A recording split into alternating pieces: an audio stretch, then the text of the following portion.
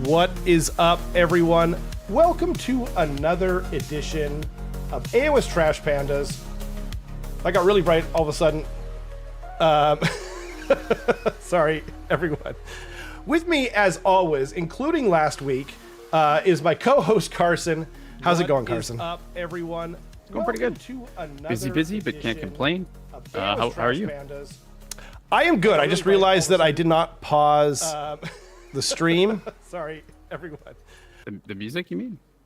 No, I was like, why is it so loud in my headphones? I checked and I was like, it's turned down. I don't even get it. And then it turns out that, like, because I had the window open of the stream so I could interact with the chat if I so desire. And then that's where the music was coming from, and that's why it was so loud. So it was even hard to kind of hear myself think. Sorry about that, everyone. So I am pretty good. I'm as good as can be expected. If I look a little bit punch drunk, it is from sheer joy and tiredness combined. It's like a little alchemical mixture of nonsense, I think. Tonight we're going to be talking about the Richmond Reroll tournament. We have it's this weekend. I'm 90% sure. That is correct. Excellent. But first, there are a couple of little cool things that we've seen. We've got a little bit of news this week. Oh, and before I forget yet again, the 4th episode of Heretic Hunt is out on the Odd Void channel. We had Dan on last week. Thanks so much to Dan for hanging out. He's awesome. That show is awesome. I love it so much. So the 4th one came out today. I'm halfway through it. Obviously, no spoilers. It's so good, though. It's so good. Watch it immediately. I've linked it again because I felt bad for not linking it last week at the top of the show. Anyway, did you get a chance to see the rumor engine? I did. I did indeed. It looks pretty 40K to me. It does. It does. It could be KO. We do know that KO is on the horizon, so that's true. It could Exactly. be KO. And like they might have like a grappling hook kind of, you know what I mean? Like one of those guns. I'm sure it's 40K. We're grasping at straws, but that's what we do here, right? Yeah. It'd be cool if it was KO. It would. And that's I mean, what's yeah. what's the minimum amount of releases we've gotten since the start of AOS 4? Is it Slaves to Darkness with like one foot hero? I think so, yeah. Right. So, other than Slaves to Darkness, the next, like, I think the next, this is terrible grammar, but the next least amount of things we've gotten in a Battletomes releases is Auric War Clans, and they got terrain, they got endless spells, excuse me, and they got the little foot hero, Hobgrot guy. Yep. And Ironjawz just got a huge release. And Slaves to Darkness just got a pretty big release as well. Yeah, exactly. It's been a minute since KO got theirs. They came out in AOS 1. I'm like 95% sure. And I'm 95% sure that it was before... Actually, it was definitely before IDK and Daughters of Khaine, because those were the last 2 releases of AOS 1. And so assuming that that is all correct, it has therefore been the longest since they've gotten some kind of expansion. So I wouldn't be surprised... You know, their aesthetic is a little bit homogenous, like, overall. So, like a new kind of Bubble Boy with, like, grappling guns to, like, pull themselves in. And, like, maybe they're, like, I don't know, or, like, little jetpacks of some kind or whatever. I could see something coming for them. Yeah, I'd like to see some sort of, like, what are those, like, speeders that were on Hoth that had, like, they were, like, tying around the legs of the... Right. I think they're just called snow speeders. I don't remember the designation, but just kind of like that size of thing where you could fit like 2 guys in there, and it's just like a quick little, kind of like the Venom that the Drukhari have. That would be sick. Yeah. Okay. I didn't think of that. So some sort of like small vehicle would be really cool for KO, I think. And then it's like that's like one of the front port tow cables or back port tow cables. Ooh. Yeah. You're giving me things that I didn't know I wanted. I mean, like, I'm not going to play KO, but, like, I would love to see that for them. Yeah. Yeah, 100%. Yeah, just a little more, like, just a little something else, right? Like because Right. they've got a bit of a core of units. Like they've got the Endrin Riggers, they've got the Sky Wardens, they've got the Arcanaut Company, They've got Thunderers. Thunderers. So there's, Yeah. I think that's like the 4 main things they have in the army, Yeah. which is it's pretty small, but like at the end of the day, it's most armies don't have like a huge variety in like the core of them, I guess. So there is a rumor that Fire Slayers and KO is going to be combined, but They've been saying that for at least an edition now. I know. But every time a KO book is on the horizon, that rumor starts to kind of like creep up again. So That's true. maybe they'll do it this time. I don't know. I wouldn't be against it. I know Alex is, but like, yeah, I don't know. But we've waffled on this enough. Thanks to everyone for joining us. We got a lot of people here already, and we appreciate you. Sorry. Still getting over a cold. Sorry. But before we get into the tournament, we did get a really cool sort of preview thing for Soulblight Gravelords, who we know is getting a pretty big, a decent anyway, re-release in a box set, etc. So they showed off the terrain today, and they showed off the endless spells, both of which look really awesome. I think it's awesome that the terrain looks like it's probably like the gnaw holes, etc. It looks like it's probably just like one kit that's modular enough that you could just build it a bunch of different ways. I kind of hope that's not the case. And it might not be. Like, I saw a bunch of people saying that, but if you look at the bases of these things, like, see how the skull is on the top here? Oh, maybe it is. No, because these two skulls look different than these two skulls over here. So I actually think it is like 3 separate things that you have to build it this way. I don't think you can build it however you want. Like, you can't have all 3 of the fully non-eroded mausoleum sort of. You know what I mean? I think it's that there's like a footprint for each one, and that you can kind of like you can build them a little bit differently on top of that footprint. I'm pretty sure that could be the case. That definitely could be the case. But like, I'm just not seeing anything that's the same in like any part of the steps here. But honestly, I don't really care either way. I kind of hope that I'm right in this particular case. But yeah, maybe that tree is the same too. Although it looks like it's at the same angle. I don't know. Anyway, they look cool. Yeah, they look really cool. I'm interested to see like how I don't quite get a great idea of like the size of them. I have a feeling they're probably like 4 inches long, kind of. Yeah, that's what I'm thinking. Yeah, 4 or 5 even, inches ish. Yeah, like including the base of it, like the exactly. terrain kind of thing that they're on. Yeah, I think that's probably right. And then we saw a couple of rules for them as well. The only thing that we saw for this terrain piece was basically that the Soulblight Gravelords wizards are going to be casting through it, like using them as the range. I am almost positive that the army is going to be interacting with these terrain pieces in many more ways than that, just because that might be a contender for like the single worst terrain piece of all time. if that's the only thing that they do. Because it's like 3 charges everywhere. But yeah, sorry, I didn't open that up separately. But yeah, Locus of Shyish is what it says. I'm pretty certain that they're going to be like where the grave sites, like, remember how there used to be 4 like grave sites in Soulblight Gravelords, and then you would return your guys within range of them, or like a hero or something like that. I'm assuming that this is going to be like the new grave sites kind of deal. I'm assuming it's going to work like gnaw holes, where you get like 1 at a time, or like kind of 2 at the start, etc., and then you can bring them back. I think that would be really cool, because I don't think it would be good, because like they're probably going to get rid of like the coming up outside of any terrain feature, right? And then therefore otherwise it's going to be not great,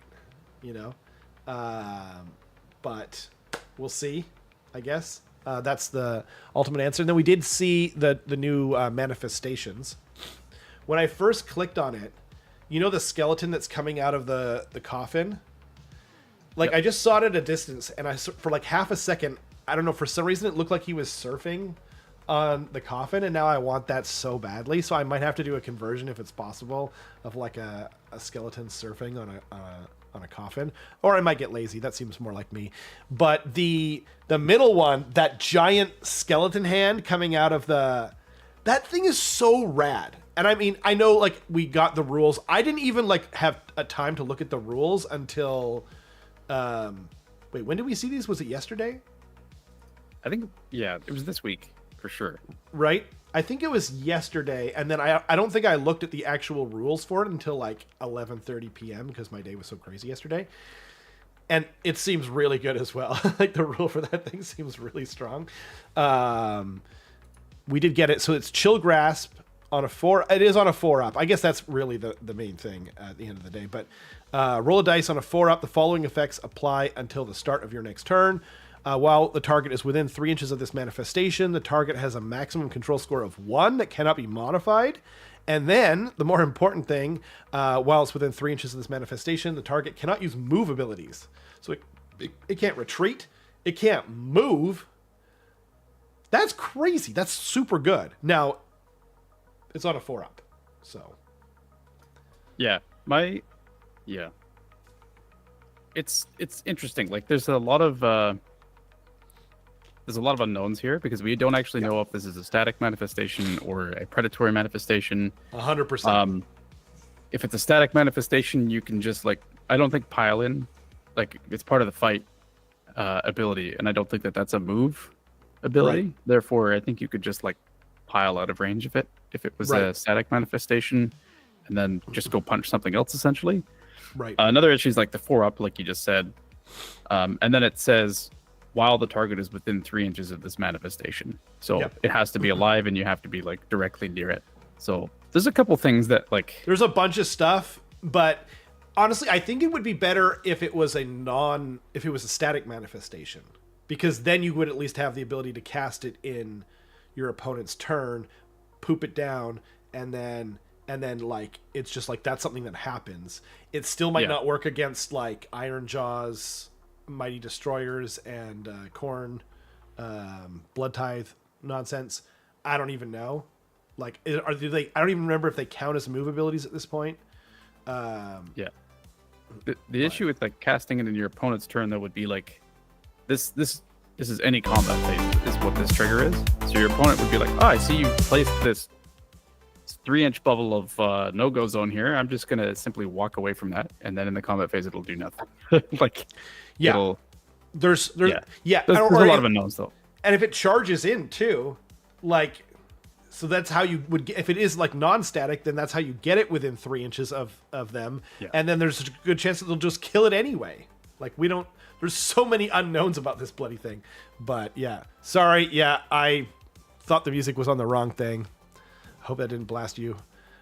Anyway, and then there's one more draw on power, or there's two more draw on power from the skeleton, the surfing skeleton, as he will forever be called. Pick a friendly Soulblight Gravelords hero wholly within 12 inches of this manifestation. Pick one of the following. So you either heal D3 or you add 1 to the attack's characteristic. Yeah, I don't know. Like, this is one ability that it has. Add 1 to the attack's characteristic, then you have to banish the manifestation, though. Yes, that's true. Caveat. Yeah. Honestly, like, that's not even a bad thing. Like, that's a good way of getting rid of it as well. Yeah, 100%. Yeah. It's thematic, which is what I really like about it. It's like you're just like sucking life force out of this thing until eventually you're like, and then you cast it aside. I love it. I absolutely love it. And then the bats are like, this is like, we don't know anything about this, but it's just each time an enemy or an attack made by this manifestation scores a critical hit, heal 1 to this manifestation. So depending on how many like wounds it has, it might be interesting where you could like let it go second. You know what I mean? And maybe get a couple of points healed on it. I don't know. You know, it's probably just like a nuisance one that kind of floats around and messes with people's movement and stuff. Yeah. Yeah, this is another one where it's like there's so many unknowns about it that you can't possibly like judge it properly. I agree. Yeah. But it is, they all look really awesome, and that's what kind of gets me more excited than anything lately. It's just like cool new models, and yeah. I'm becoming more of like a hobby person, I think, as I go along. And I've seen some interesting sort of takes from different people about like where AOS is at. And yeah, I kind of want to do a show at a future date on like, what do we think about the game? And like, maybe even get a guest on, you know, like Matthias or someone who, or Matt Beasley, or just someone who's like very much into like the competitive scene and knows, you know what I mean? Enough about other armies, plays a variety of armies, and we can maybe have a round table on what we think about the game.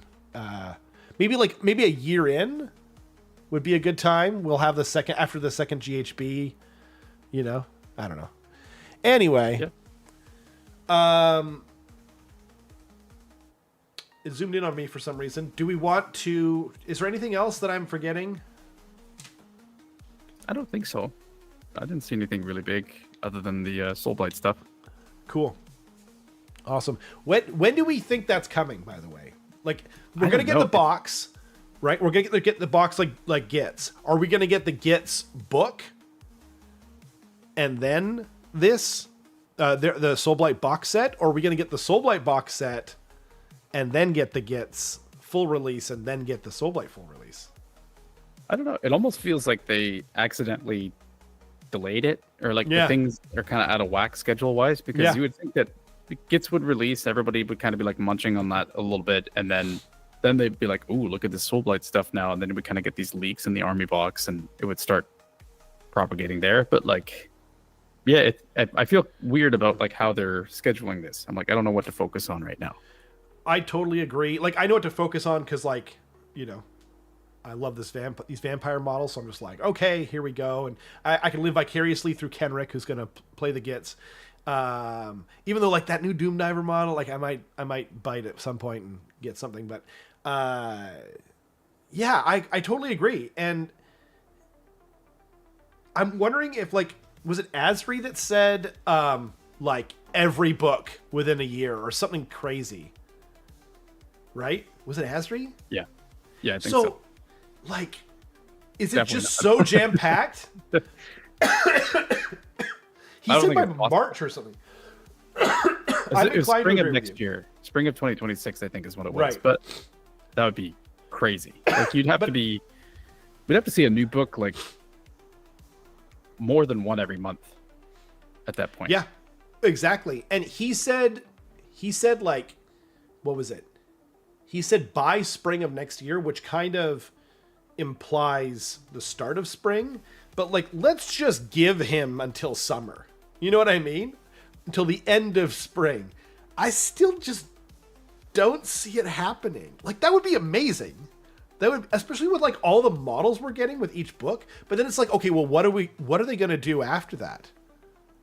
Like, I actually don't think, like, for once, like, I'm going to actually argue for them and say, like, it almost doesn't make sense financially for them, because it's just going to be like, okay, I've got Skaven, then I've got Soulblight, and then I'm probably going to have Ironjawz like pretty quickly after that.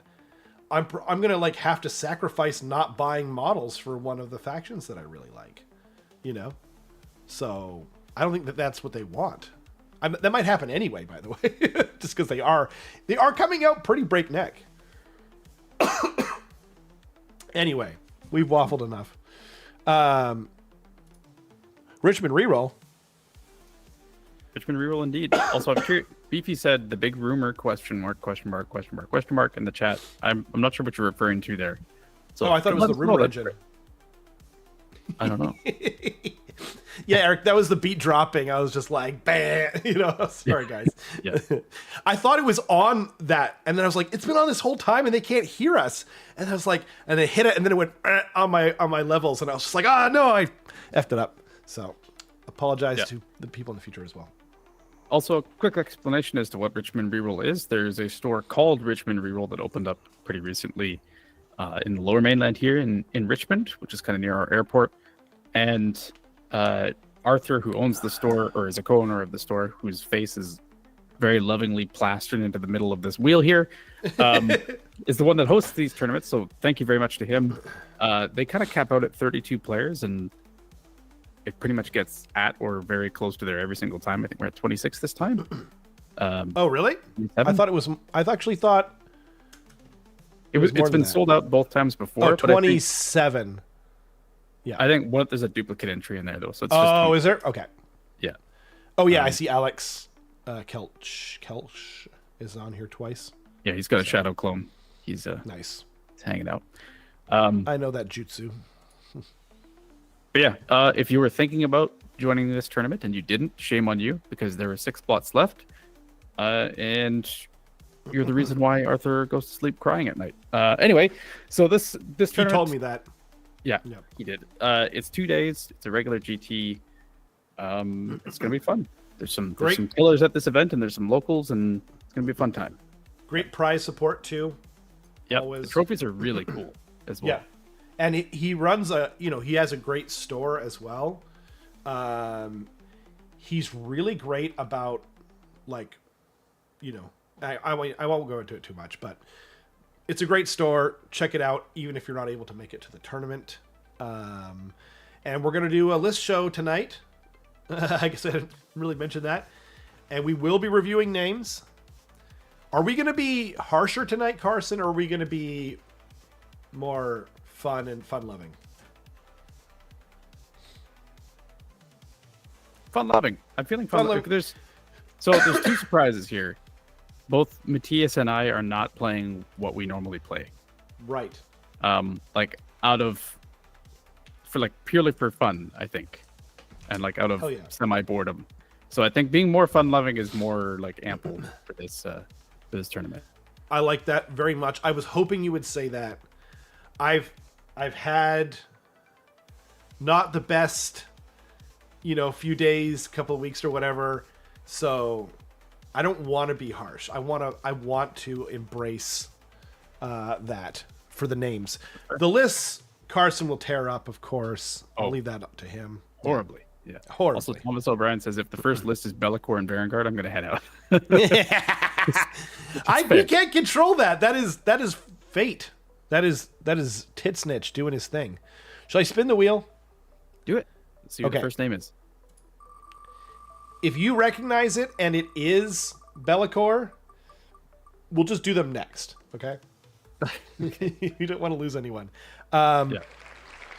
Kem or Sem Osbe? Is that one?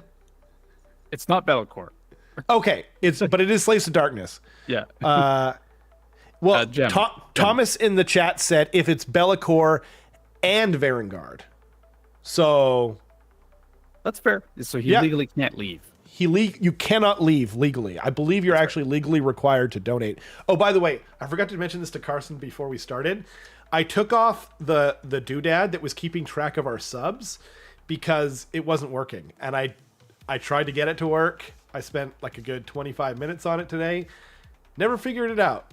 So that's something for another day. Maybe, someone can just tell me if I'm an idiot, which is probably true. But yeah, anyway. So I've taken that off. We've actually gone down by 4 subs because they expire. But we're just trying to get to that goal of 200 at any point before March 20th. That is the goal. Okay.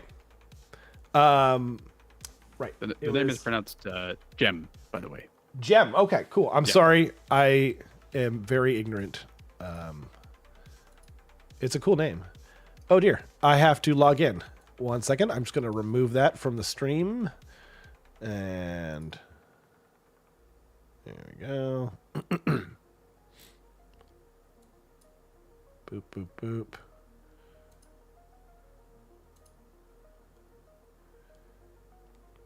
Okay. There we go. I'm just going to refresh this one too. So that hopefully... Okay. So. The name, Carson. Slaves to Darkness. The boys are back in town. Now, where is... I'm sorry, is it Gem or Chem? Gem. Gem, okay. Like a gem, okay. Is Gem not from the Vancouver area? I mean, he's been around. Like, he's been at tournaments previously. Like, I don't know how to answer that question. But, okay. Yeah. Well, let's just assume he took a vacation. What are we going to rate this?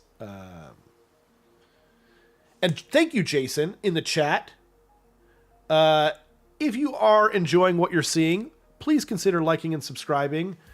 We have so much we want to do with the channel, and some of it does require subscribers. We have a lot of ideas, but yes. So yeah, I appreciate you reminding me. I'm terrible at promoting our channel. Yes.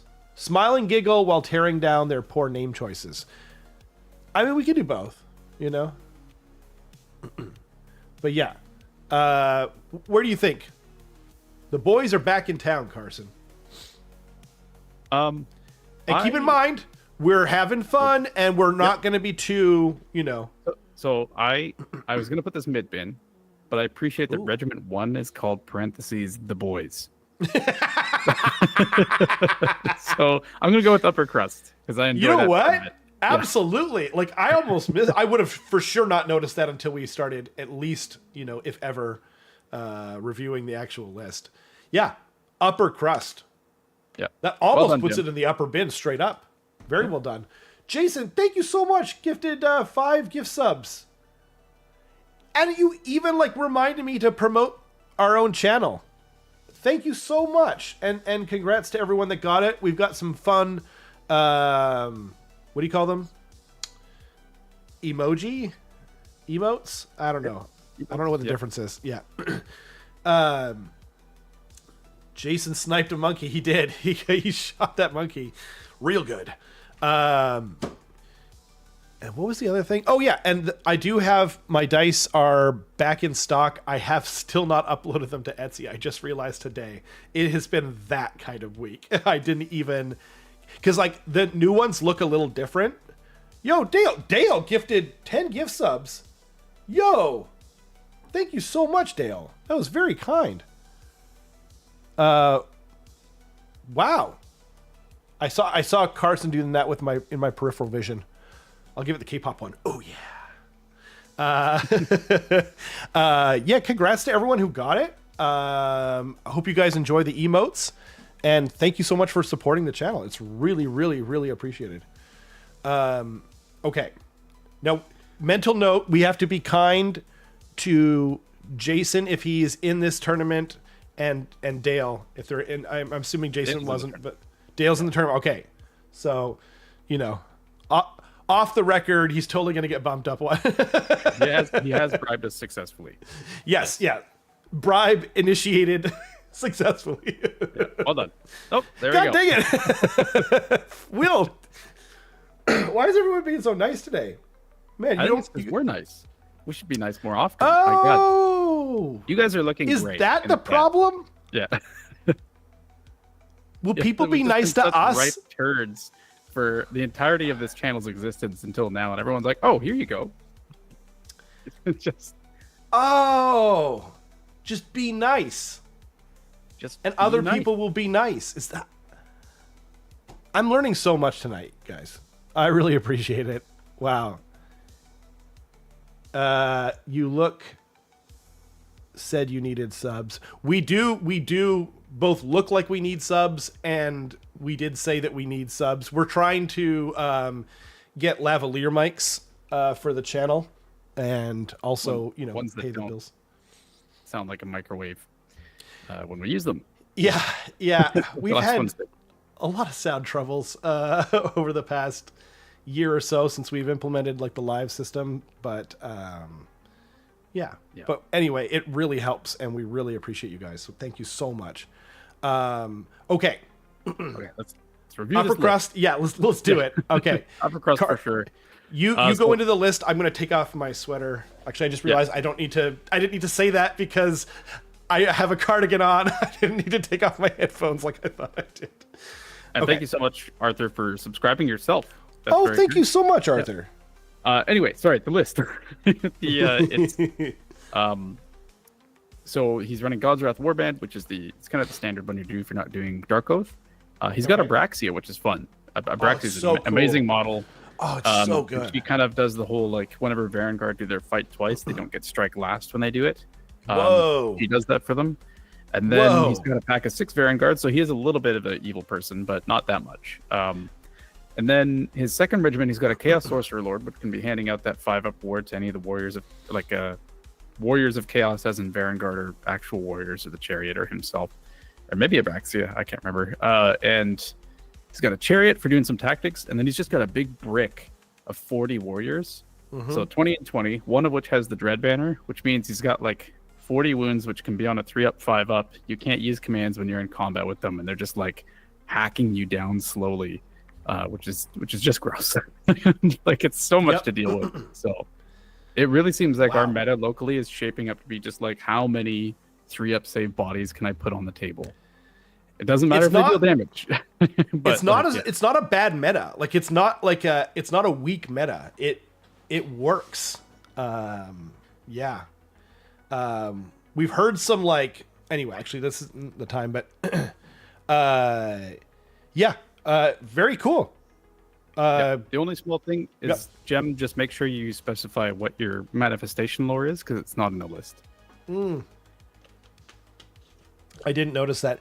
And doesn't Abraxia, like, I remember reading in our chat, because I've never played against Abraxia, and I want to one day because she's awesome. Doesn't she have a thing where if she rolls like a charge or something, she takes mortal wounds or something on a 1? If either dice is a 1? Did I just misunderstand what someone was saying in our Discord? I think that might be it. She'll, like, on a 3-up, she subtracts 1 from the attacks characteristic of an enemy hero, and then she can take damage on herself, but every time she's in combat, she rolls, like, for her gabagool, and if she rolls a 1, then she hurts herself, basically. But on a 2-up, depending on the result, it could be really good for her. So that's not bad. I think Colin was just saying that at this past charge tournament, he rolled a 1 several times. He just kept rolling it. Yeah. That's what I would do with my Skaven, or do with my Skaven. It's interesting, but yeah, she is super cool. Anything more to say on the list? You're the no. Okay. No. Cool. It's gonna be fun. Good luck to Gem. Ah, darn it! I just closed. Actually, I'll just. Haha! Carson taught me that. The Control-Shift-T when you... Yeah. It even works if you restart your computer. Found that out the hard way. Eric keeping it classy in the chat. I appreciate you. Jared Rushton. I think he's going to be playing Cities of Sigmar. But he played at K. I should just like full on stop even trying to pronounce people's names properly. Like, that might have been right, but I think I might lean into just chaos, you know? Okay. Jared Rushton, Cities of Sigmar. The name of the list is Beard Rides, $5.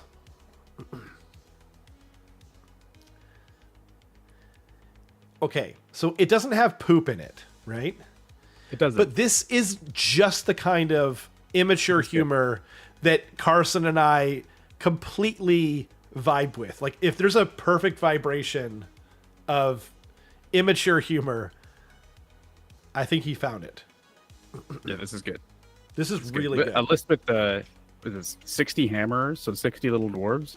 So yeah, selling beard rides is like, that's good. That's so true. I didn't even think about that. I just saw Cities of Sigmar, and I was just like, okay, it's humans. I kind of forgotten that those other factions exist within the book. I'm gonna say definitely upper bin. I'm gonna call this a 401. 401. I like that. Yeah. I'm gonna keep it to the side in case this is the best we see, because that's a possibility. It is that good, in my opinion. Yeah. Okay. And then as for the list, it's Cities of Sigmar. It's 5 drops, which is quite a lot. But Cities tends to want to have like lots of heroes, so that makes sense. They don't particularly care about doubling you. He's Iron-Willed Guild Army, which means that all of his shooting is going to be plus 3 inches range, which looks like there's a couple things that shoot in his list, but it's mainly going to be those dark shards, which are terrifying, to be honest. So he's got 60 hammers, as I said. He's got a Rune Lord, so they're going to be giving each other a 5-up ward. He doesn't have the brazier for the what's it called? What am I trying to say? The recursion that brings back models, but I think the Sacred Tome, I think it makes something a priest, or if you're already a priest, it might like add to your chanting rolls or something, but someone might have to correct me on that. He's got Twilight Sorceries, which is going to be like the Spell Portal, the Palisades, as well as the Geminids, which are going to be shutting off commands in combat, which I think he's probably going to be going for a lot. And then the Dark Shards. The big synergy here is that with Master of Ballistics, they're going to be +1 to hit and wound when they use all-out attack, which means they're going to be on 2s and 3s. Another special thing is that if the Dark Shards haven't moved or set up, they get +1 to their attacks, and they're just base anti-infantry Ren 1. So they're going to be shooting you with 61 shots on 2s and 3s, Ren 1 damage, which doesn't sound crazy, but they're probably handing you like, I think on average it's like 33 saves or something like that. And it's like, I don't care that you're on a 3-up. Like, it doesn't matter, right? Like, wow. Even if you're on a 3-up and you're saving 33 times, you're still taking, 11, 12 damage kind of thing, right? Right. So it's just like grinding you down with crazy amounts of shots. Then he's got the Callous and Toll for plopping down, deep striking onto an objective. Galen and Duralia of Indensed, which I believe because they're 2 different units, they count as being able to use an order each, which is pretty nice. So it's just more sources of orders. He's got 2 Rune Lords, which is pretty fancy, which means it's just like a lot of priests and 1 wizard, I think, is the big thing. So yeah, it's just this is just like a really big, like, again, mass amounts of 3-up saves, really good shooting. The hammers they'll mess you up in combat too. They can be -1 to hit and wound on a 3-up, 5-up save. So like, it's good. It's really interesting. And correct me if I'm wrong, but the Rune Lord and Hammerers are dwarves, and the Rune Lord and Hammerers are dwarves, obviously. The same thing. Then the Sorceress and Dark Shards are elves, right? Yep. And Galen, Van Denst, and Callous and Toll units are both humans. So he's kind of got like the original sort of like concept of Cities of Sigmar working here, which I think is kind of cool. I don't know if anyone else kind of still thinks like that, but like a lot of us, when we first heard of Cities of Sigmar, we were like, oh man, it's like this cosmopolitan sort of thing, And I mean, like the newest models are all humans, and so I like seeing just those as well. But I don't know, there's a part of me that genuinely likes that. People are being really funny in the chat, and I don't have time to address everything, but I do like Ludovica's suggestion of putting emphasis on all the wrong syllables or something like that, or just messing with the intonation maybe. Yeah, so I might do that. Okay, so we'll move on from this list, but I will keep it in case it has the name of the knight. Absolutely. Yeah. I had to think about whether that even made sense. My best save in my list is a 4+. Same, Dale. I don't know if I have... Oh, no, that's true. I do have it in like 1 or 2 of my armies. But Matthias! So, Matthias, Dale said one thing, which is the army weakness is it's slow. That list is not that slow. Because interesting. Duralia of Indensed can be the a field sergeant, which means all of the infantry is going to be +2 to move. Then you can use the move order for to move an additional 3. So the war scroll is not what it seems. The dwarves are actually moving 9 inches, not 4. Wow. Really? Yeah. So jeez. So the army is at base actually faster than your Daughters of Khaine, Dale. I know you can get run and charge and stuff, but it's faster than it looks, for sure. Damn. Yeah. It's like faster than like most of my armies that isn't like freaking Deepkin or something, you know? Yeah. Cool. Awesome. I mean, good luck. It's a cool list. I really like it. I think it's awesome.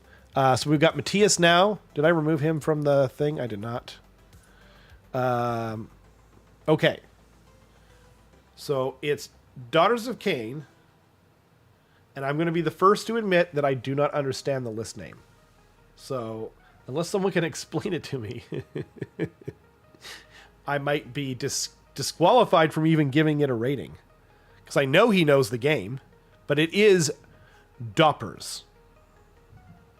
Oh, is that supposed to be like sound like daughters? I think it's like a weird way of saying daughters, yeah.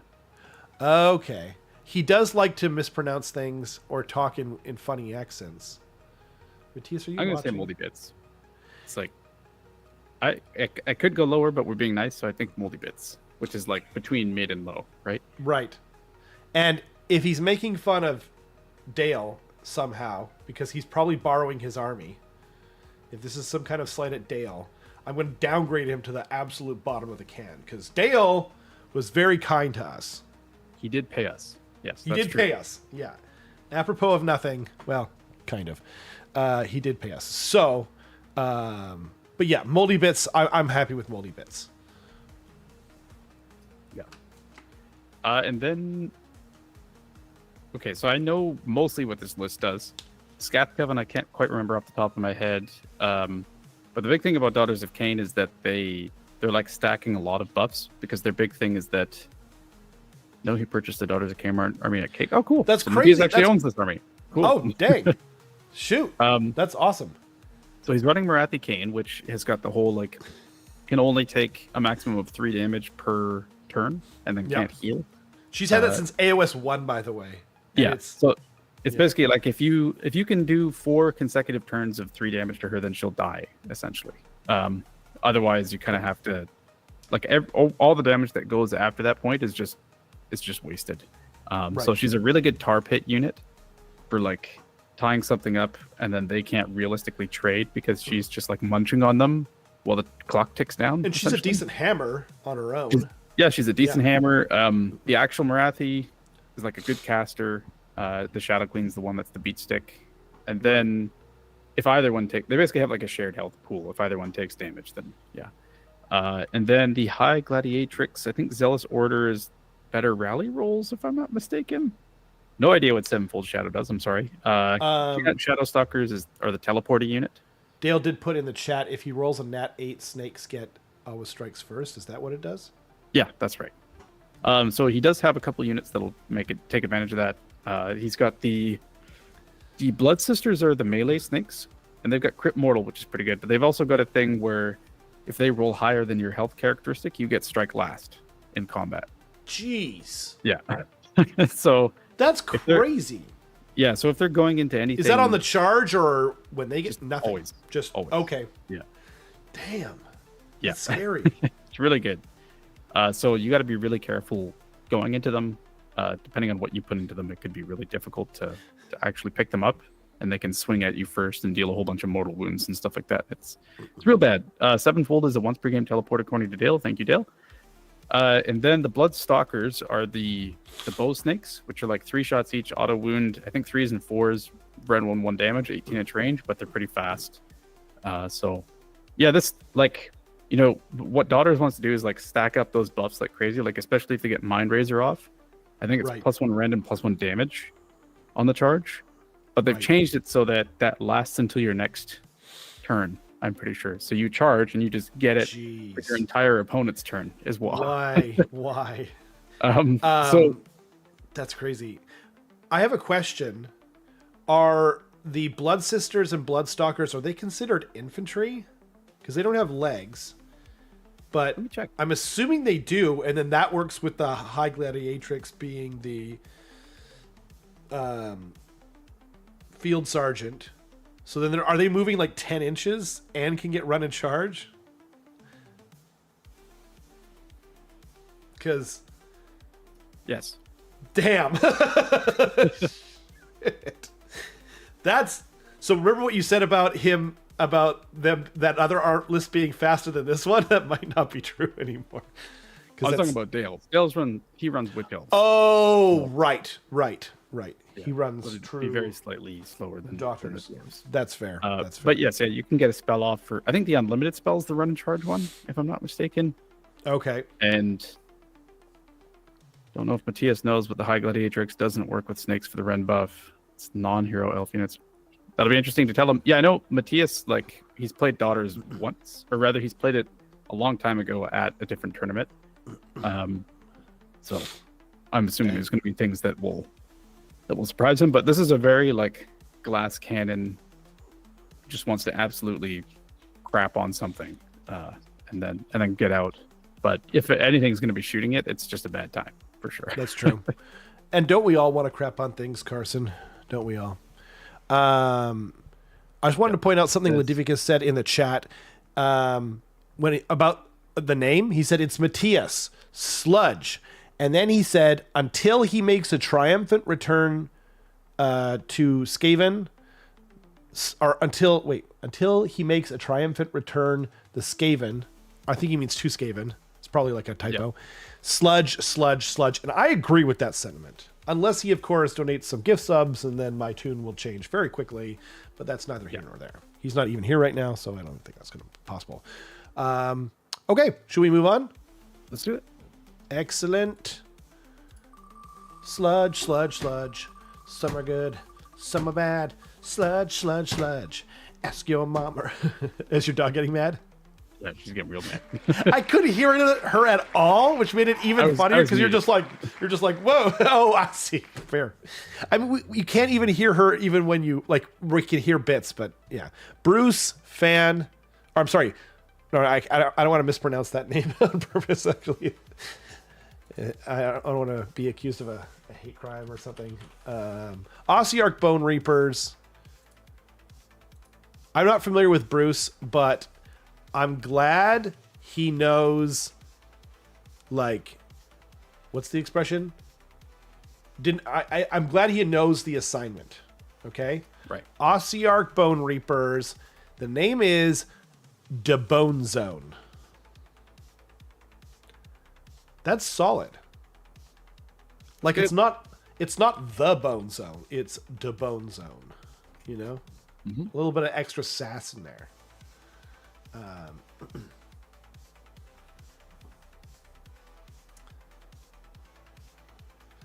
By the way, so far the names have all known the assignment and they've all been good, other than Matthias's, whatever that was, right?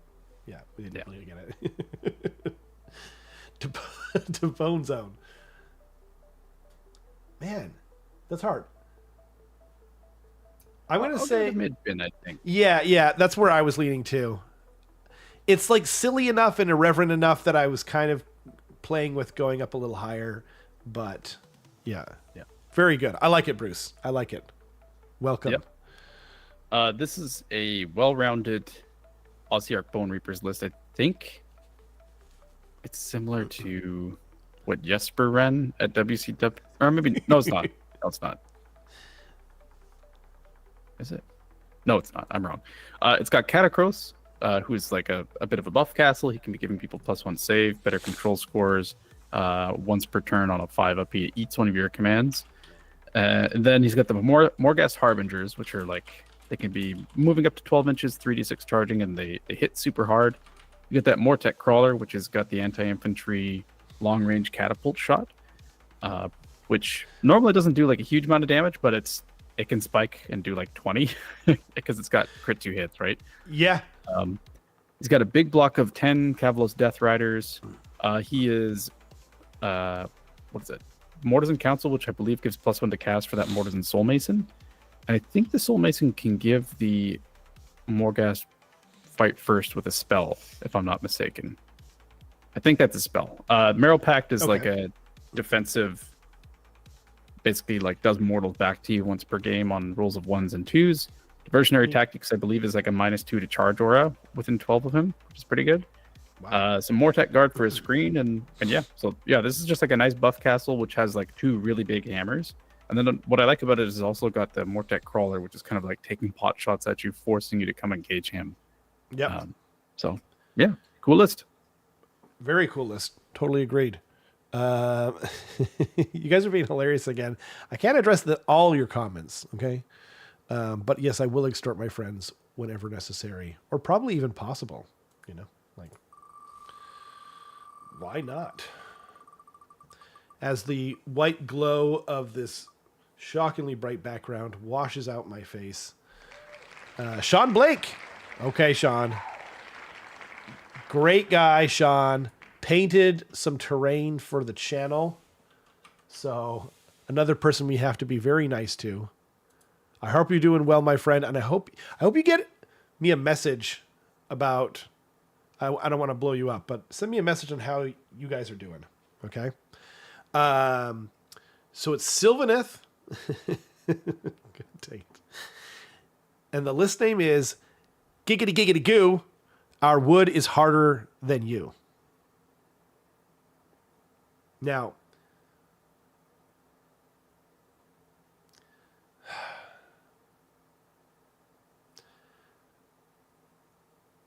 this list name is very good. Okay? It's very, very silly. Are we deducting anything for a typo / grammatical error? I was wondering if you're going to bring that up. I think based on the vibe of tonight, no. Okay. I like that. I like that very much. Okay. Then, giggity giggity goo. Our wood is harder than you. Ooh, that's so silly. I really like it. I'm going to go upper crust. I was going to just say upper bin. Like the... I agree. Okay. Yeah, you're right. I think I didn't fully... I agree. I like it. Upper bin. It's very good. Okay. The Lady of Vines. Does the Lady of Vines still cast a spell and then give a 5-up ward in a bubble? I don't remember. I definitely know this information. He definitely does, ladies and gentlemen. I'm staring down. You're just going to stare down. Just like confirm that, yes, she does. Yep. Okay. Excellent. So that's cool. And then the 6 Kurnoth Hunters are, like teleporting around the board, picking off stuff. Very good. I think they're like, even though they lost like almost half their range, they're still just like really good. Almost better than they were before in a way, just because of the lack of save stacking and stuff like that. And then we've got the Warsong Revenant, and the Warsong Revenant has changed. I don't remember how he changed. But we have 6 Kurnoth Hunters for scythes while Carson stares at his crotch. 5 Revenants to teleport around the board. And then you've got some very mobile sort of chaff shooting Gossamer archers in there. Spirit of Durthu with the Seed of Rebirth. Branch Witch. Wow, he's got a lot of drops here. Yeah. Let's see, that's 1, 2, 3, 4. Yep. So the Warsong Revenant does it serves 2 big purposes. And it has like one additional thing where you +1 to unbinding and banishment, which is nice too. But it provides a ward to all Sylvaneth wholly within 12. And it also subtracts 1 from ward rolls for enemy units while they're within 12 as well. Whoa. So it's a nice little piece against something like Nurgle or like Hammerers or something like that. Right. Anything that's going to relying on that 5-up ward really helps. And then the other thing even like some stuff rely on kind of a 6-up board, but a lot of bodies like FEC. Yeah, so that's true. If you subtract 1 from a 6-up ward, it's still like there's no net minus, like there's no minimum thing as far as I know. That's right. Okay, yeah. So you just don't get it anymore. That's pretty cool, man. I like that idea a lot. Yep. And then the spell is still the old Warsong Bomb where you pick an Awakened Wildwood and then 3 enemy units within 9 of it, and then 2 up D3 mortal wounds, basically. So does he still a have little splash of damage? And he doesn't have +1 to cast anymore? No, it's +1 to unbind and banish. Oh, so. Interesting. And what about the 4-up ward? Still rocking that?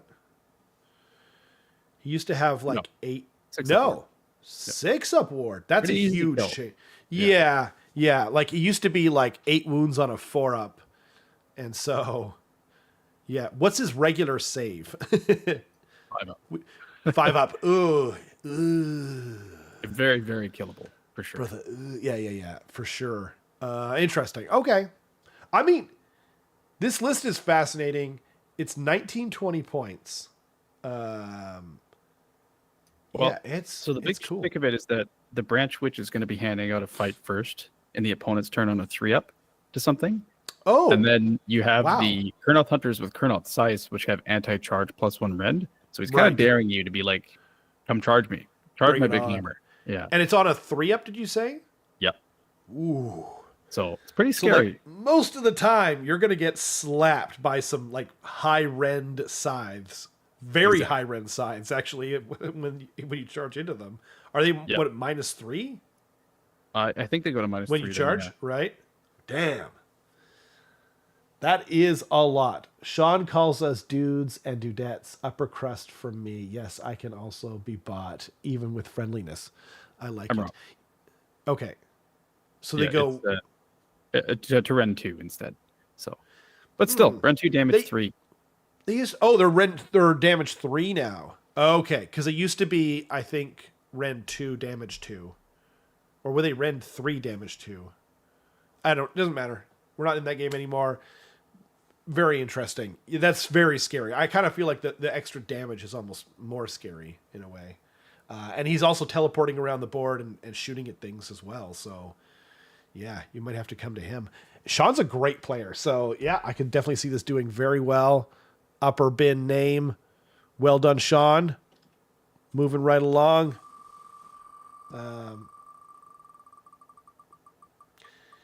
So, yeah, about that, Thomas, like, in names, usually you capitalize everything that's not like a small word, like the or at or of. But Carson got on my case. It's Sebastian Churn, by the way. About being too whatever with the names. So, that was a long time ago. That wasn't tonight, by the way.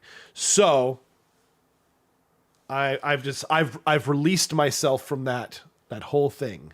But, yeah. Okay.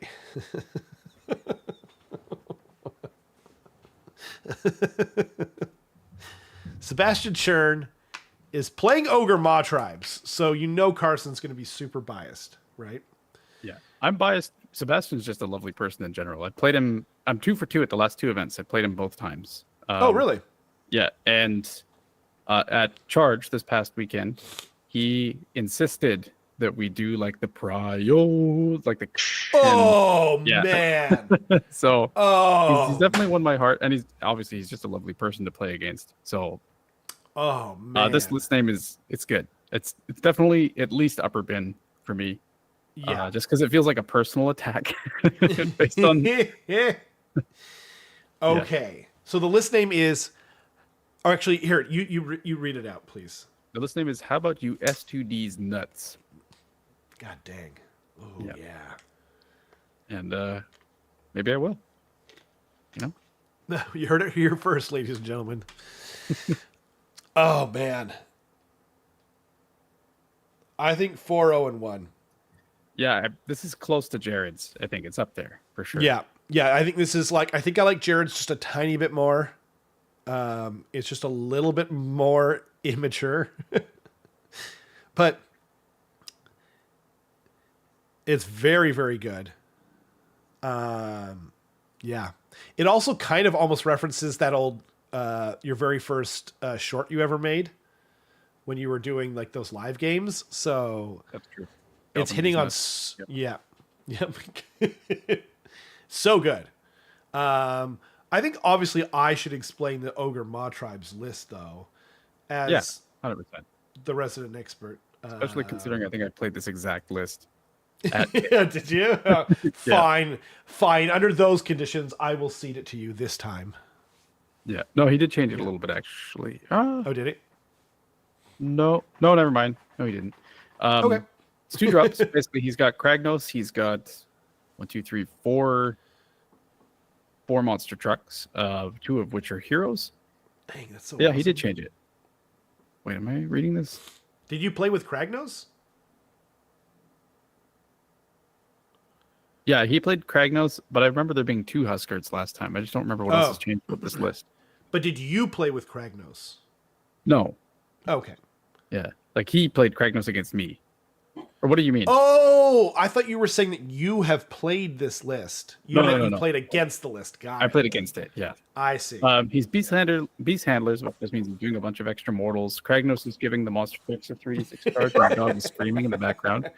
I love your dog. I don't know why, but I mean, mostly because I don't have to deal with any of the bad, annoying bits. But yeah, I still love your evil dog. And it's just zooming in on you, and we're all just kind of watching it zoom in and out as you have a conversation. No, it was great. It was much more entertaining than I have been. It's a bunch of monster trucks charging on 3d6 if they're near Kragnos. The Gorger Maw Pack is kind of dropping down and smacking something from the back. The Maw Pit is there to just be splashing mortal wounds. It's a good list. It's sorry. It's going to be splashing a whole bunch of mortal wounds at you from like several different sources. Like everything here does impact mortal wounds. There's a prayer to do mortal wounds. There's what's it called? The Frost Lord has got his like hop where he like does D3 mortal wounds to something and then flies 2d6. So there's a lot of trickery here. And if you don't have any screens, it's going to blow something up. It sure is. Yeah. Awesome. Good luck to Sebastian. And great name. So wait, before I click off of it, are we agreed? Do we both think that we like Beard Rides $5 over? Yeah. Okay. Jared, Sebastian. Yeah, it's like just neck and neck so far. Yeah. Okay. Best of luck to Sebastian.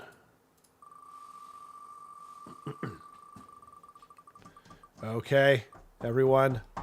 And in the chat, in the comments, let me know your favorite list name so far or at the end. Ian Dolinsky. There we go. Another Dice Licker. Another Ossiarch Bonereaper. I also played Bonereaper is ready.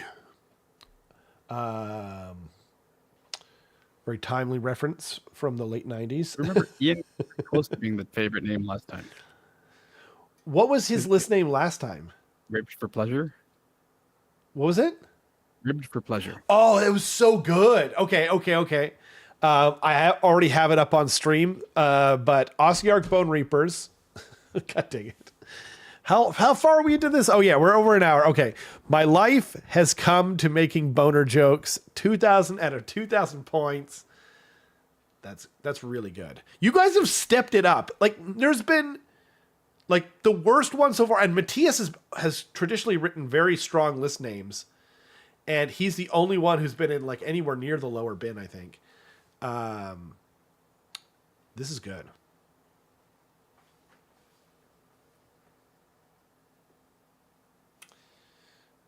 Now, what if he changed the spelling on one of those words? I think I'm aware of which word you're talking about. Maybe. Jokes, right? That was the word you were thinking of? Yeah, of course. Okay. Dang it.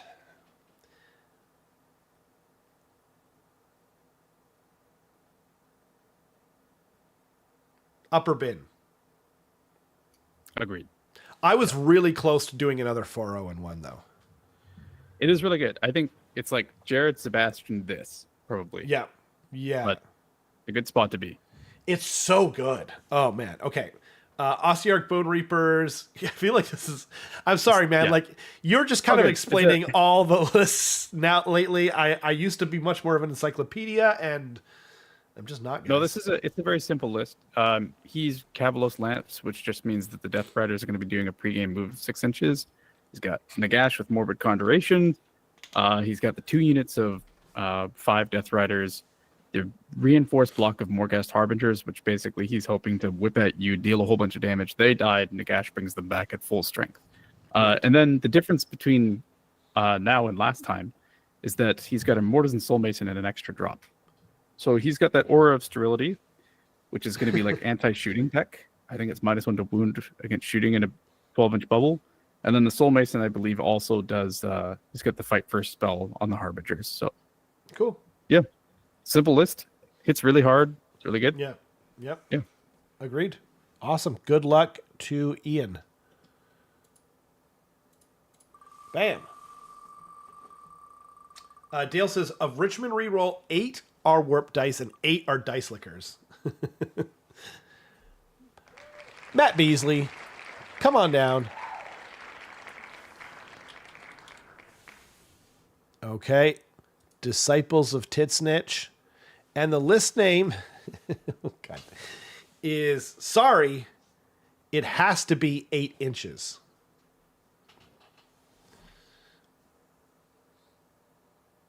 Sorry, it has to be 8 inches. I don't think I get it. I'm trying to understand as well. Something moves 8 inches. Maybe. Oh, no, I know what it is. Okay. So, when he casts the Spawn of Tzeentch spell, and he kills a model with it, he gets to summon in the Chaos Spawn of Tzeentch in combat with the unit. Oh. Which means, I believe the safe zone is a bubble of 8 inches around that unit, so that you can't get tagged by the spawn whenever a model dies. Ooh, that's clever, and it's deep. Obviously, I don't know enough about Tzeentch to get it. I might have to go to the chat. Why not 9 inches for Tzeentch? I mean, The reason why it's 8 inches is because it's set up in combat, so it has to be within 3 inches, then the size of the Chaos Spawn's base, and then 3 inches from that as well. Right. So wow. That's super complicated and very Tzeentch. Oh man. And like it plays into the sorry. No, nice of him to just let you know though. It's like just be 8 inches away. That's what you need to do. Right. Yeah. The list name helps you remember that too. Yeah.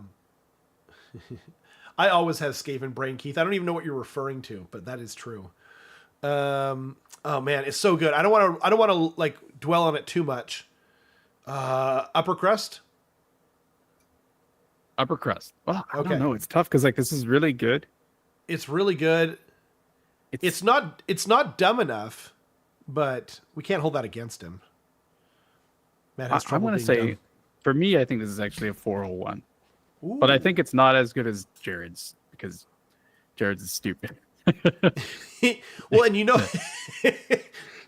I'm sorry, Jared. We love the name the most. Let's say, why don't we split the difference? I think it's like one of those things for me. It was like, well, the joke was explained to me, so therefore it's not as funny. You know, that's fair. Okay, upper bin. Okay, upper bin, sold. Yeah. And even though I did own a Tzeentch army at one point, I'm afraid you're going to have to.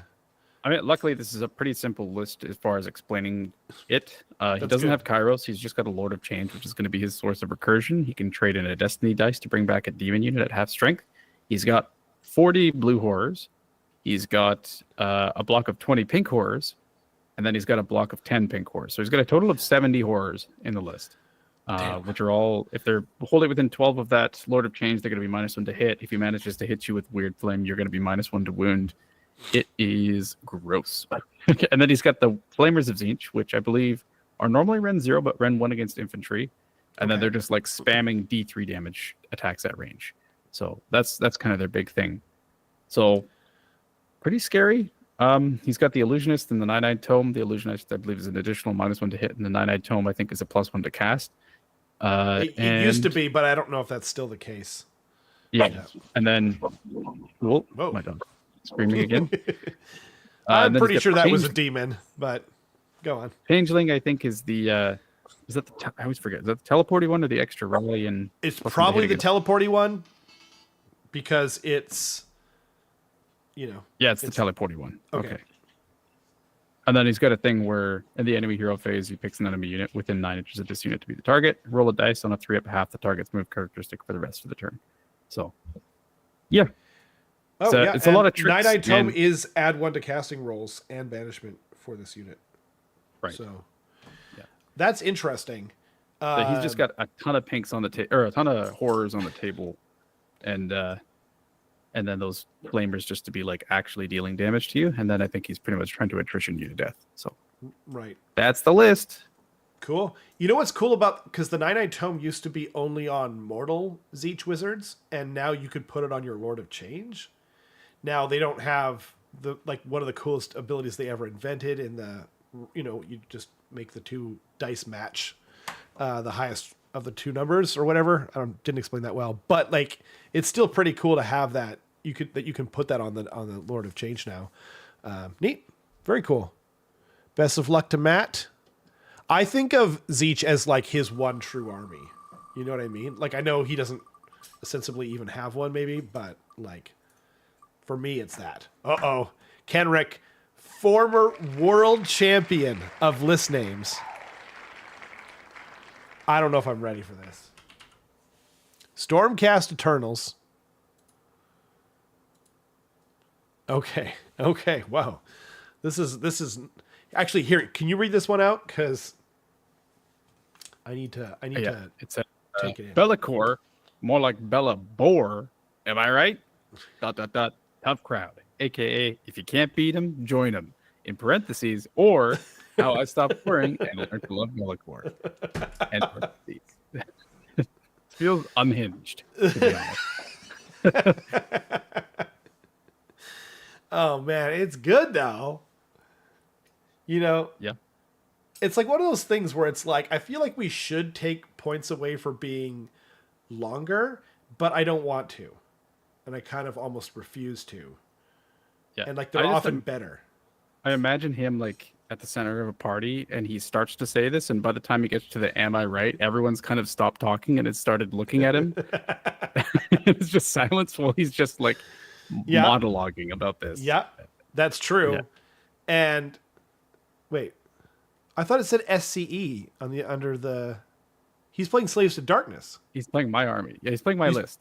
He's playing your models. I'm lending him my. What? Yeah, exactly. Am I wrong? Is that wrong? he doesn't have the right subfaction, so please change it, Kenrick. It's Also, not it does Dark say it literally says Stormcast Eternals on the main page here. Oh, does it? Yeah, He's a liar. I've got it on stream. Yeah, he's baiting people. That's what he's doing. I think He's doing a great job. Oh man. Jeez. Oh man, if you can't now I get the list even like I get the idea behind it even better. Jeez, Louise. Upper crust for sure. Right? I don't know what to rate this because this could be genius, but it could just be like ramblings. Unhinged. Yeah. The unhinged. ramblings of a madman on the corner who's like, "Our doom is near," I think I'm going to defer mine to the chat, and it's going to be the first rating that I see. Okay, is what I'm just going to absorb. So you are a coward, and I did want to do that earlier, but I'm glad you're doing it because that means I can do it as well. Yeah. I went upper bin. My brain short-circuited for a second there. Did Rob announce that he was playing Stormcast Eternals? I might have, by mistake. I am not, though. Eric says it's my two list names combined, 10 out of 10. Eric, you got to give like a show rating. I don't know. Yeah, you got to give it. So actually, we never even explained it. We should try to do that at the start of every show. We're doing this. So it goes. So everything is in a garbage bin, right? Well, that's not technically true. If they didn't understand the assignment, that's what the rating is. If we're not sure if they understood the assignment, it goes in the recycling bin, so it's not even in the garbage bin. And then from there you get in the garbage bin, and it goes lower bin, and that's the worst. And then the mid bin is the middle, obviously, and the upper bin is the best in the bin. And then above that is 5-0 in our hearts. But we've kind of created a bunch of stuff that's sort of in between there because it has to get more nuanced. 4-0-1 is 4 wins, 0 losses, and 1 tie. And that goes right below 5-0 in our hearts. And then, but that's above upper bin. And then between upper bin and mid bin is upper crust. And then moldy bits is in between lower bin and mid bin. And now that I've, whatever, delayed enough. 4 says 5-0, so I gotta go 5-0. Oh, damn. Yeah. 5-0. That's my rating. So that's your rating. And whatever I your went rating is I went upper bin because I'm not a coward. I actually gave it a rating. So that it's 401 is what it is. It's 401. Yeah. Yeah. Okay. Okay, but here's the question: does it beat Jared's? No, I don't think so. Good night, Jason. Thanks for hanging out, and thanks to everyone who's hanging out. We appreciate you guys. It does not beat. Okay, fine. Do you even need to explain the list at this point? Not really. Like, it's the most standard Slaves of Darkness list there is. I played it at Cake or Death. You've been playing it for ages, it feels like. Yeah. The only thing is, Kenrick, just make sure to change it from or if Arthur will let you change it from Dark Oath Horde to God's Wrath Warband. So, because Dark Oath Horde does like literally nothing in this list. Right. Right. Yeah, that's fair. Hopefully he lets you. And that's how you learn to hate Be'lakor again. Okay. Moving right along. Asri says, meat. Meat indeed, my friend. Meat indeed. Yeah. If you can't win, then just spam Varangard. Am I right? Adam P. I don't know why his name was so much bigger. Adam's playing Seraphon. Maybe that's why. He's playing dinosaurs? No, he's not. He's playing a lot of Saurus warriors. Okay. I love this name. It's just, there's too many of them. I like the way that you said it more, because I was imagining there's too many of them. Like a, oh God, we're being overwhelmed. Right. But you're just like, there's just too many of them. There's too many of them. Yeah. It reminds me of Billy Madison, or I can't remember if it's Billy Madison or Happy Gilmore, where he's just like, he's too old. He's just too old, or something like that. Anyway. There's too many of them. I was thinking almost like a Jerry Seinfeld, like there's too many of them, you know?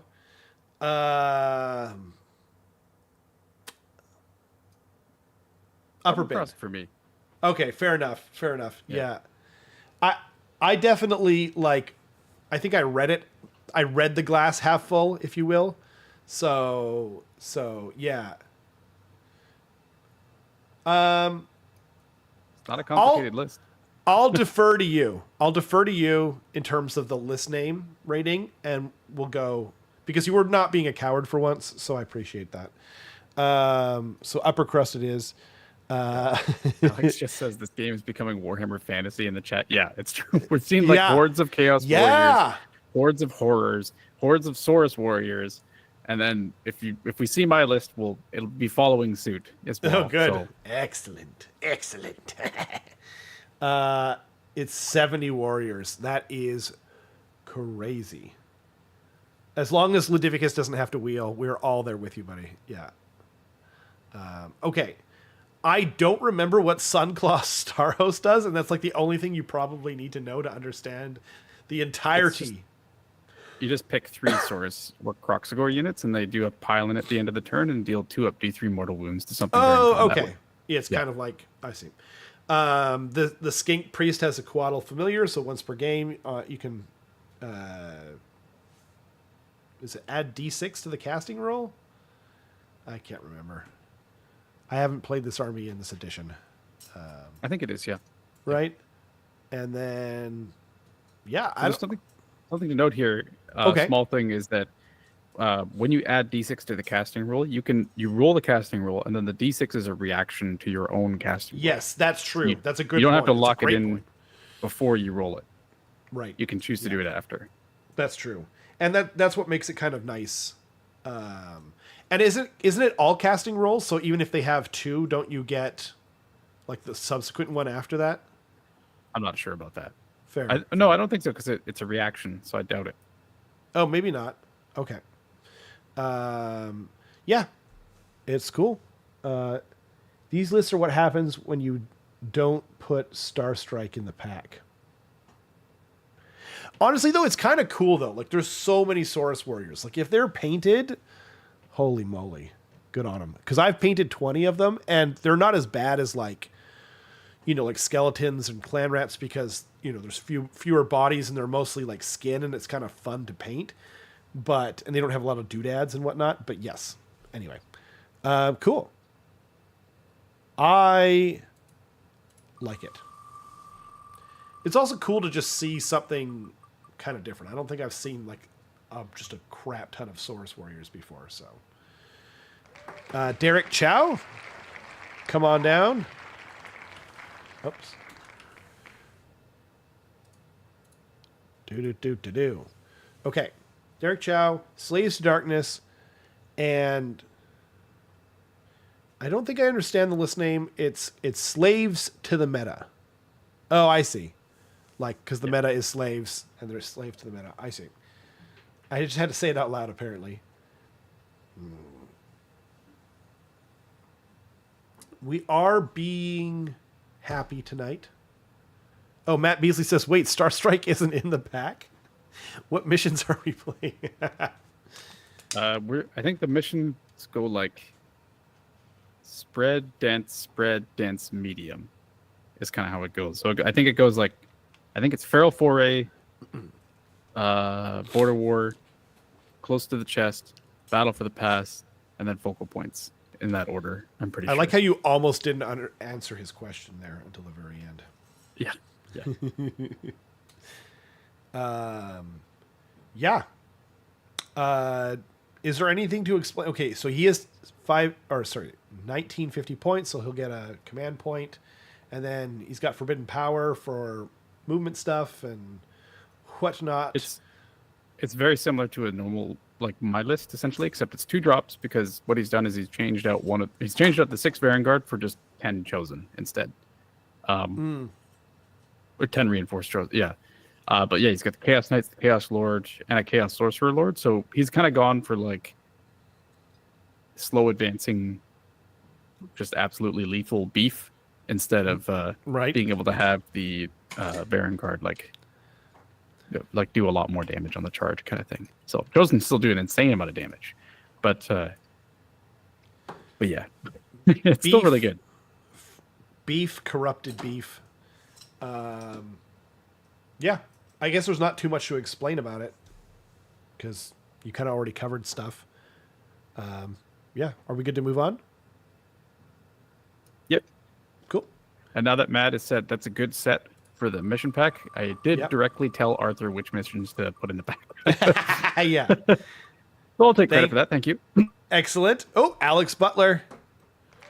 Question, Alex. Before we rate your list and name or whatever, are you going to show up to this tournament? I'm asking for a friend. It should be Star Strike, and 1 out of 5 rounds will randomly be Relocation Orb. Yeah, I liked Relocation Orb, but it was not great for competitive stuff. Okay. Is this the same list name as before? Follow-up question, did he enter the tournament where he used that list name? No. Okay. So are we deducting points because he didn't get to use that list name in an official tournament? No, because we're being like nice, that. And he did me a favor recently. I agree. Okay. Yeah, fair enough. So I have been successfully bribed. Fair enough. Oh, and apparently whether we review it or not will determine whether he enters the tournament. That's disturbing. So what are we doing then? Close the page. Close the page. Yeah. Hurry. So the name is Return of the Dross. We already gave the list name a rating. I don't remember what it was. I mean, it's fun. I don't remember either. Yeah. Ben, I think. Yeah. I like that. That's what I was thinking too. And then this list is just 6 Magma Droths. Sure is. Then, yeah, Scales of Volcatrix is the +2 health for Magma Droths. He's got the Droth Helms, which is kind of like so the big thing to keep in mind here is that all of the companion weapons, including the shooting, is going to be +1 to hit wholly within 12 of whoever has that Droth Helm. So the shooting is actually pretty potent. It'll be 24 total shots at Ren 1 or Ren 2 into infantry, damage D3. So pretty spicy. And then, standard Fire Slayers things. They can announce a fight first turn. They can announce a crit mortals turn. They can announce a run and charge turn, a 5 up ward turn, or maybe battle round for some of those. Yeah, it's a cool list. It's mobile. It It does is. damage. It does damage back to Sure you. does. Yep, it does Yeah. that too. So yeah, every time for any of the Magma Droths, if they make a save roll of 1, it deals a mortal wound back to the attacker. So Right. and just remember that attacking is mandatory. So even if you've like already killed them and you have more profiles, you do have to roll them so that Right. you know how much damage has actually gotten back to you. And I don't know if we brought it up last time, and while he's in the chat, because everything is on a Magmadroth except for the Grimwrath Berserker, right? 2 Grimwrath Berserkers. Oh yeah, you're right. So to Alex, because you're definitely gonna get you're 5 drops. You're definitely gonna get to have 2 honor guards, right? I'm assuming you're still not picking. Oh wait. So the first one will be the Auric Ruin Sun on Magmadroth, because that's in the General's Regiment. I'm assuming that gets Prized Beast or something like that. And then the only other ones you could have access to are the Grimwrath Berserkers, because nothing else has a unit inside there.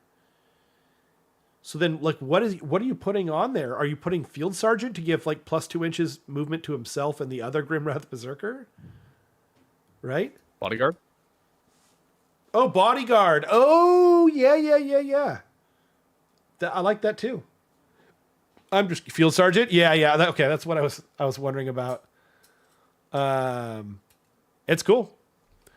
Hopefully, we hope you go, Alex. We hope you go. Good to move on? Okay. Yep. Boop. Oh, can't prize beasts as their heroes. That's true.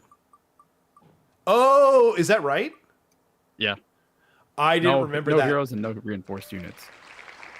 Okay. That makes sense. I've only ever put it on like a hell pit or like a, something like that. So, Natasha. Okay, Natasha. We're expecting many much from you on the name. I'm not sure why I singled you out there, but we expect more from our friends. Ooh, this is solid. Even despite the lack of a space between the list name and the points, I like it. Sylvaneth, and the list name is Leave Me Alone. It rides in between irreverent, silly, with just a hint of what's going to get to Carson and me, which is just a little bit of like dumb, a little bit of irreverent, dumb. Leave me alone. I'm half full tonight, Carson. I'm going upper bin, believe it or not. Or I shouldn't say believe it or not. Okay. That's where I am. Yeah. I was gonna say upper crust, but I'll give you an upper bin. Yeah. Excellent. I don't know what Lords of the Clan do. I think it's Just I think that one might be if you're in combat with them. It's minus OC. oh, cool. Nope, never mind. Sylvaneth monsters can heal 3 instead of D3 when you're using endless growth. Because she usually brings a bunch of tree lords, and I think that's the case. Everqueen, Lady of Vines. Not as much as sometimes. Spirit of Durthu and a tree lord. Okay. I still think it's a cool idea. Is Lady of Vines considered a monster now? I believe so, yeah. Okay. I don't think she was before, but I could be wrong. Anyway, Alariel's in there. The General, of course, as is proper. Revenant Seekers for some speed. Lady of Vines, which we discussed earlier. Gossamer Archers, which we discussed earlier. Revenants, which we discussed earlier. Spirit of Durthu is slaptastic. Greenwood Gladius, which is awesome. What does Greenwood Gladius do? Because this is still plus D3 attacks. I know it's plus attacks, but... Is it still? It used to be plus D3 attacks at the start. Oh, no. Pick an enemy unit in combat with this unit. Just 2 up D3 mortal wounds every combat phase to something. So Okay. Right not on. as good anymore. Not but as good cool. for sure, but still, yeah, totally. And then a tree lord. I don't know. Not much to say. Anything to add? Cool. No. Absolute best of luck to Natasha this weekend. Boop. Okay. What do we got? Is it? Oh my god, it's on the line. It is you. It is Carson. Okay. Dude, like, look at the stream. It is on the freaking line, man. It's crazy. Oh, wow. Yeah, that's as close as you can get. Yeah, usually I feel like I can call them ahead of time, but not that one. Carson Whitlock's playing Auric Warclans. What? Oh, I'm excited. Yep. I'm so excited. Unless it's Cruel Boys, and then I'm a little less excited. But I'm very excited regardless. So I'm going to mute my mic and abstain while you... You're going to mute your mic or take it off the talk button? I'll just press the mute button in Google just so I can... Okay. Just you can look at the list name, read it out, and see what you think. I'm not being a coward like Carson was earlier because like you're abstaining. You're abstaining. So we got to have something, okay? So you in the chat, you guys need to help me, okay? I'm so jealous. I love that you're playing orcs. Then he might even like bump it up. Ugh. Okay, it's Ironjawz and it's Weird Fist. Oh, okay. Okay, here we go. Here we go. I haven't read it yet. And he's here to do some business with the pig iron on his hip. Okay, damn it. That sounds like a song lyric. Is it a song lyric? It is. And he's here to do some business with the pig iron on his hip. Pig iron on his hip. You know the old Western song? I got it at the very end there. I got it at the very end. Ah, damn it. Oh, man. And it's Western themed? Because Alex's bases are all sandy. Oh, I know. Dang it, I do know that.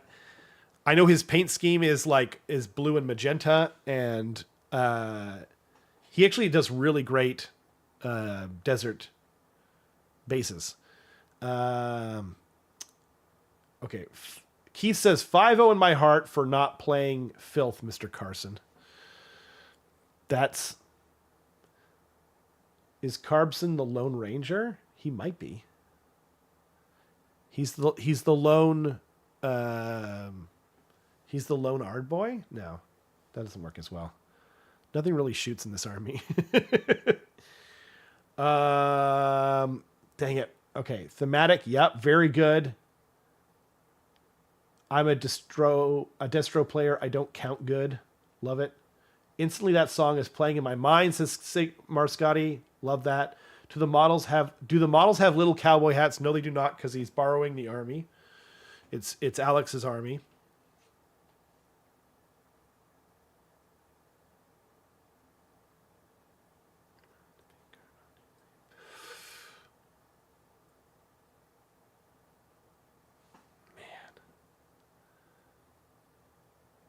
Okay. I have reached a verdict in my mind. I'm waiting for the chat to help me out. I need someone to weigh in on this. Okay. Someone, please. I'm begging you, by the time you hear this, please weigh in. Give me a rating. Okay. Well, sorry. And by the way, Keith did do that. But he said it not based on the name. He said it based on just the fact that you weren't playing it. So I didn't feel like that was like an actual opinion on the name. Carson is staying true to his word, other than thankfully explaining it to me. The actual list name. Dale says 4 out of 5. Not in the rating system, by the way. It's good. It's upper bin. Would be better if it included cowboy hats, but he doesn't have control of that. Ludivicus. Keith says it gets a 95% for me. You guys are not playing within the system.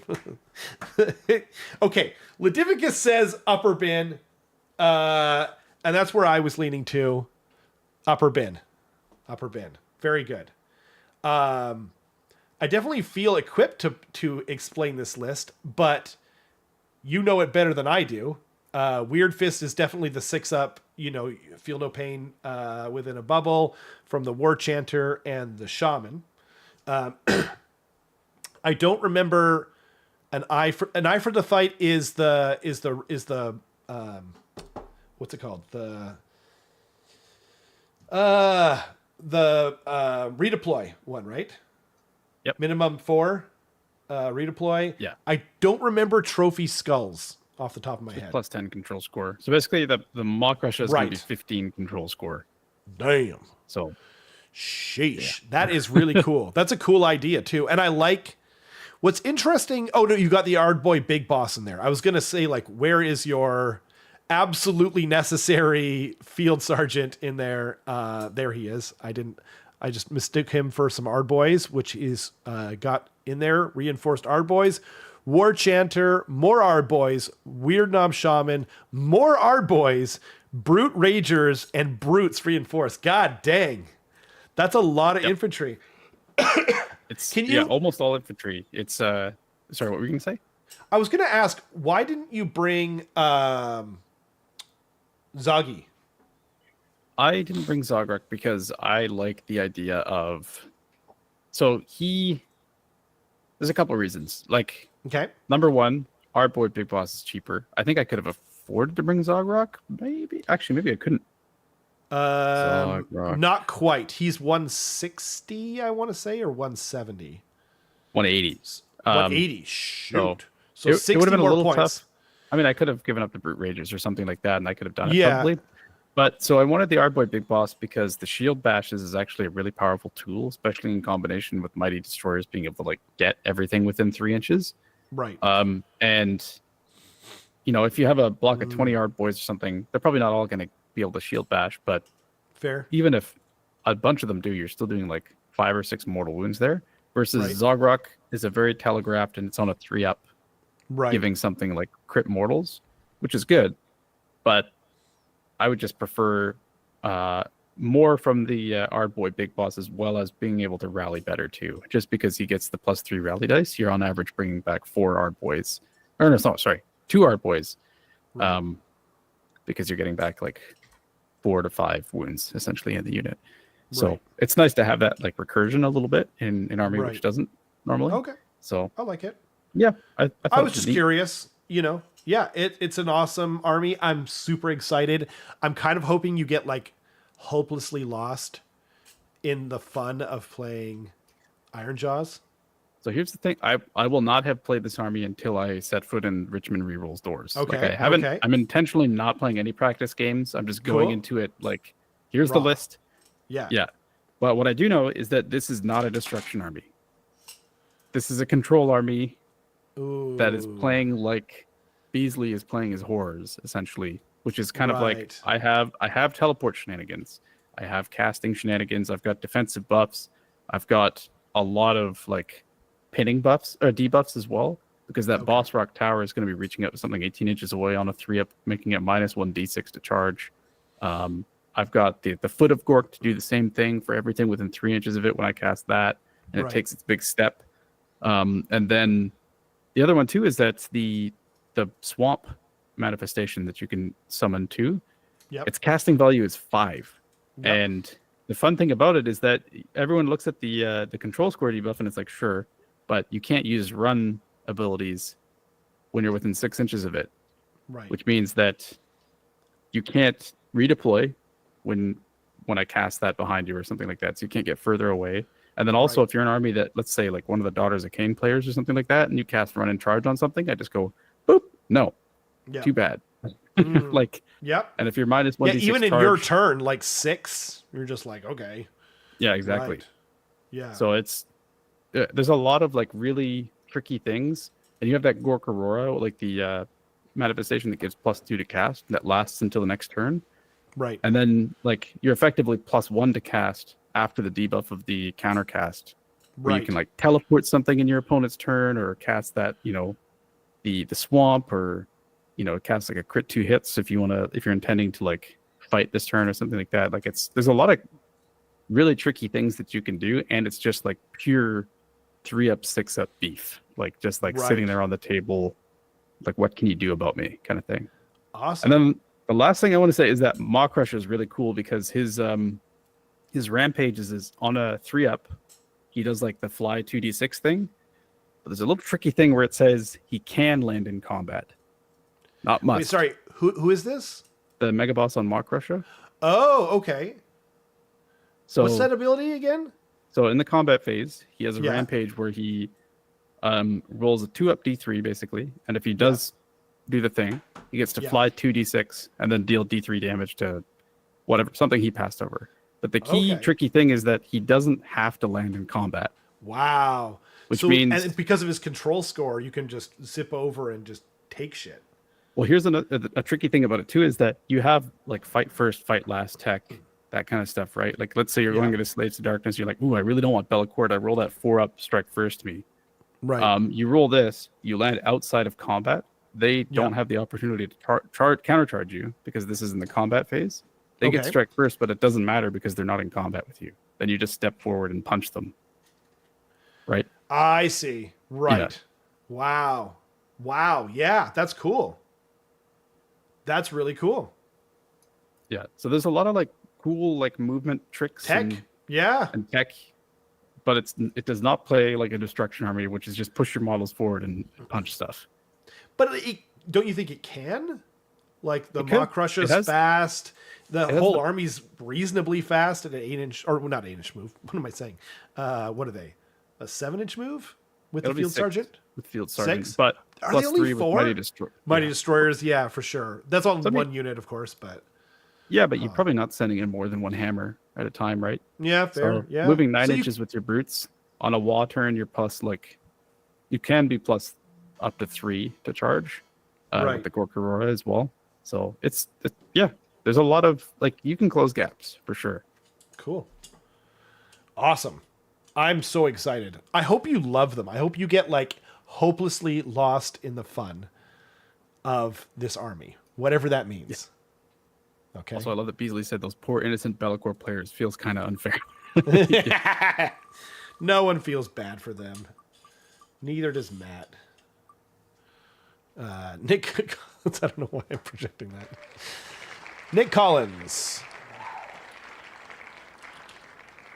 Slaves to Darkness. Guess who gets to explain this one? Me. Just the list name, maybe, hopefully. Okay, it is Slaves to Darkness, and the list name is If Everyone Else Is Doing It, Why Shouldn't I? 1950 out of 2,000 points.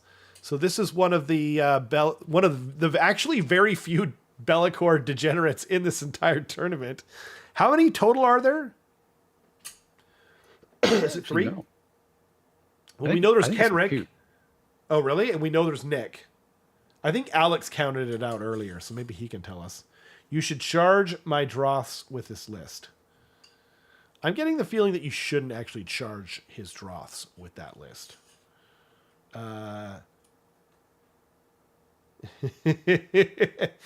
Thanks, Matt. We appreciate you joining us, man. Moral high ground, Nick. Right. Oh, there's 4.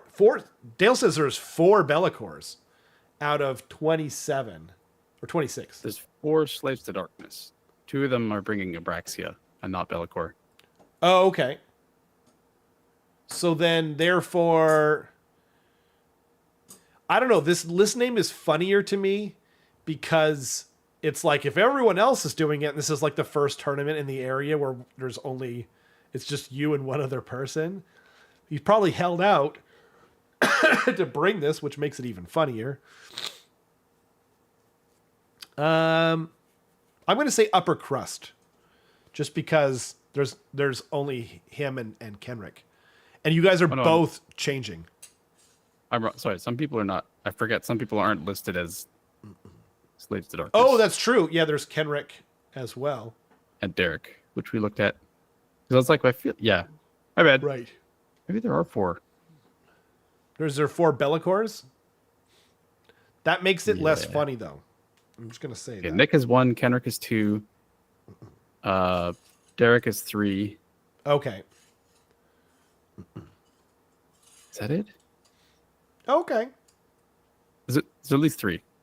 Okay, fair enough. I don't know what's going on. Nah, he's just Carson. Anyway, Nick's list is very standard. The special things about Nick's list are basically that he's got a Chaos Lord and Demonic Mount, which can chain activate with the Varan Guard. And then the Mind Sphinx. Stealer's Phalanx is going to be rolling against your control score. If it rolls higher than your control score within 6 inches, your fight last for that combat phase. So even more dangerous to go into than normal, because it's not just Be'lakor's fight firsts that you have to worry about, it's the Phalanx as well. Right. Yep, that's true. It's a good point. It's a cool model. Did you ever settle on the, I don't know, rating for the list name, Carson?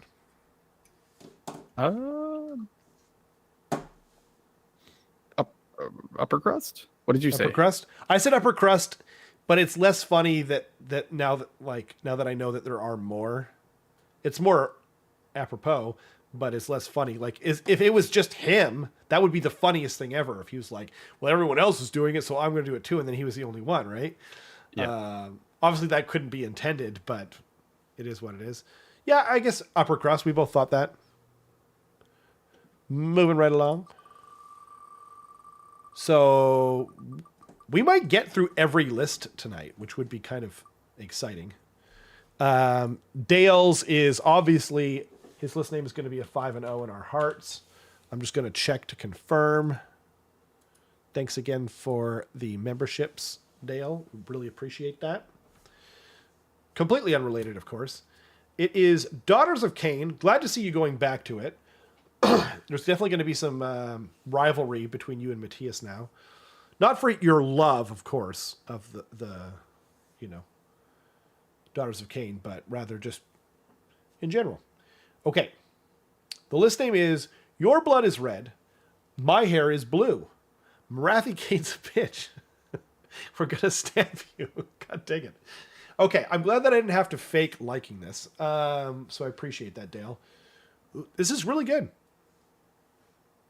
Okay, for those that don't know, by the way, ever since Dale has joined Age of Sigmar, he's been kind of had this like anti-Morathi Khaine.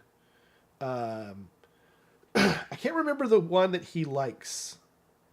Is it Helebron? Anyway, he's very anti-Morathi Khaine. So it's very in character. It's a poem. It rhymes. I like that you, instead of like putting an asterisk over just the T, you just like fully typed out bitch and then put an asterisk in the middle there, just so that it wouldn't like stop you from entering it. That's even funnier. Hipster's got a hipst. That's true. Some of my Daughters of Khaine has blue hair. That adds to it. Crethusa, the crone. Till Helebron is back. Okay, that I thought I remembered something about Helebron. Okay. Okay. What do you say, Carson? What did you say again? I didn't. What did you say yet? Okay. Upper bin? I'm going to go 4-0-1. Okay. Don't forget. You know what? It also has a curse word in it. You've convinced me. Wow. Okay, Yes. okay. 4-0-1. Nailed it.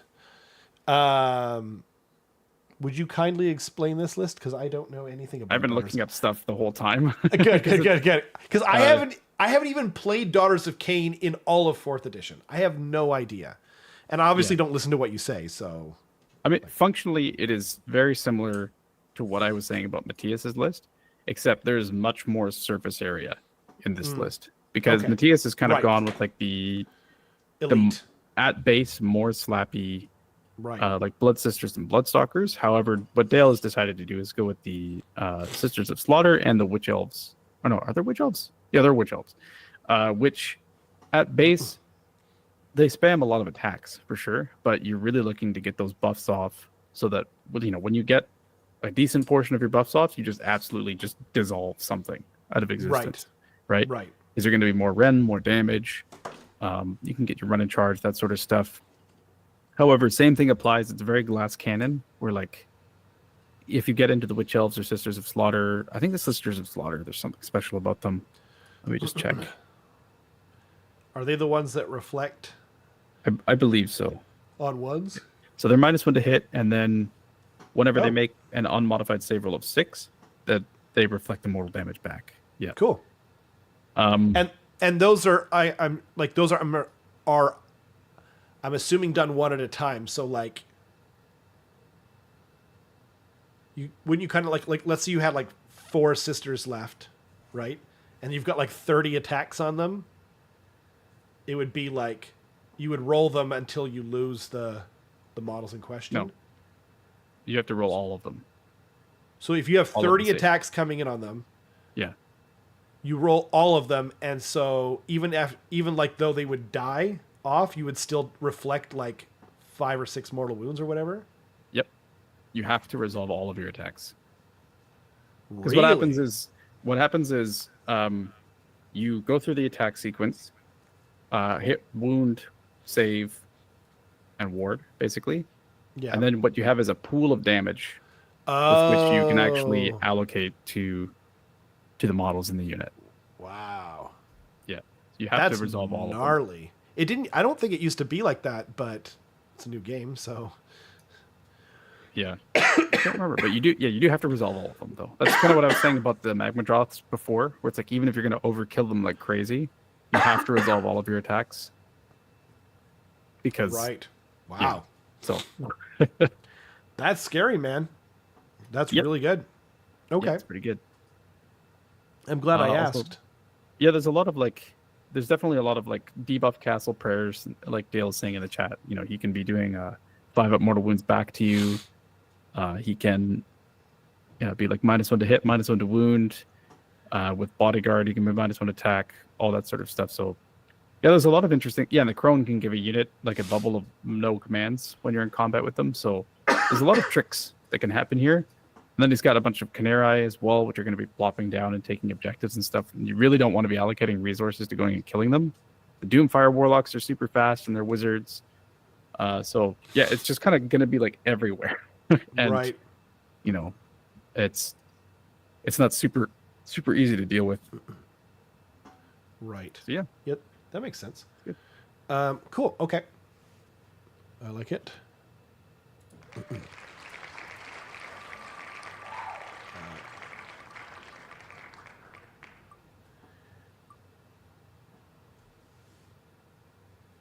Michael Hammond.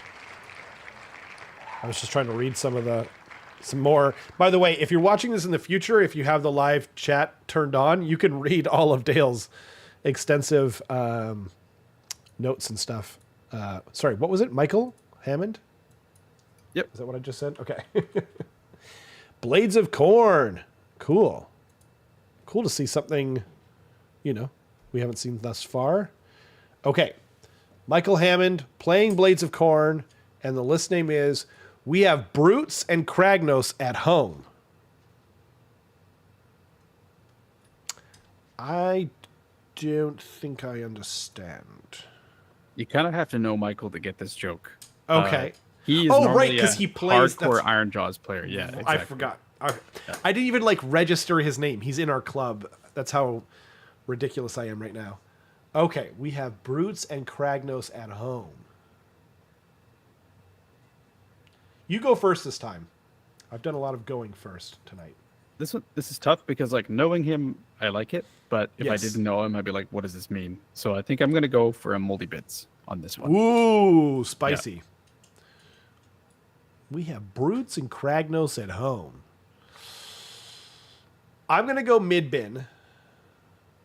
I'll meet you there. Out of the spirit of good vibes. Out of the spirit of tonight. I like it. And I like Mike.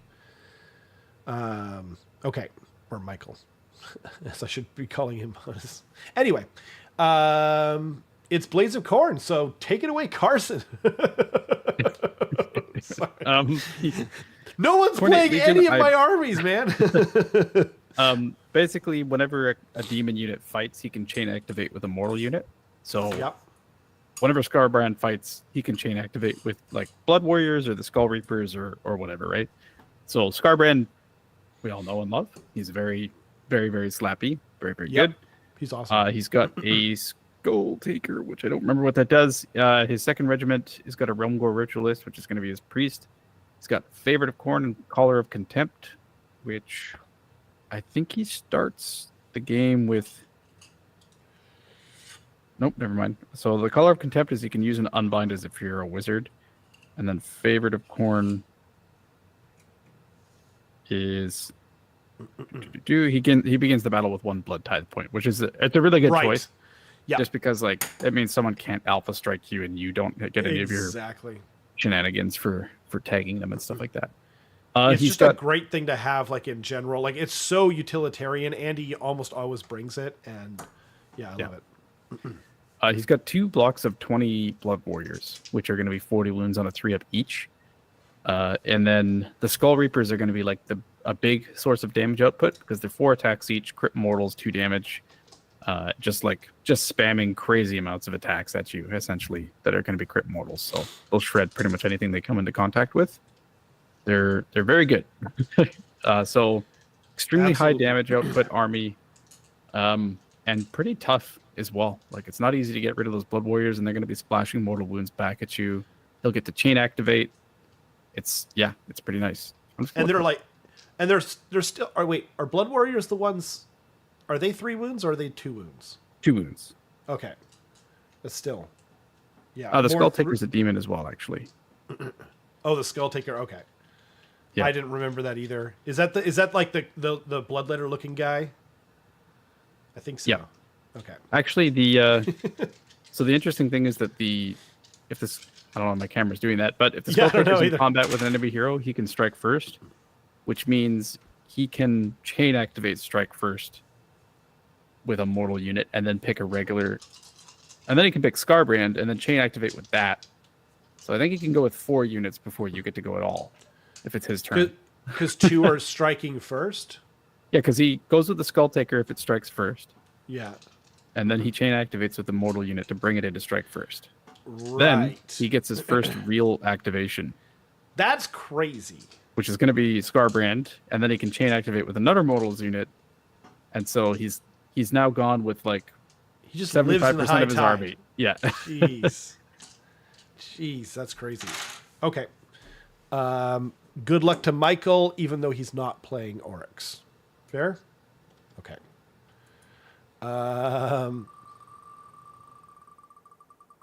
We got one of those. I lied. It's once per turn army. So he can only chain activate once per turn. Okay. Oh, okay. Curtis, come on down. Is he still playing FEC?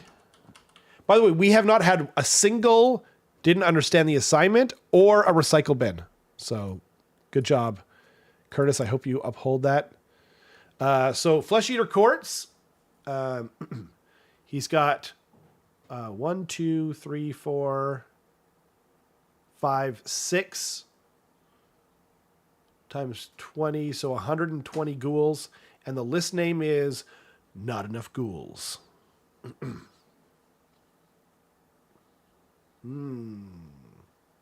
Did he use this last time? I can't remember. I think he did. I'll take a look. Okay.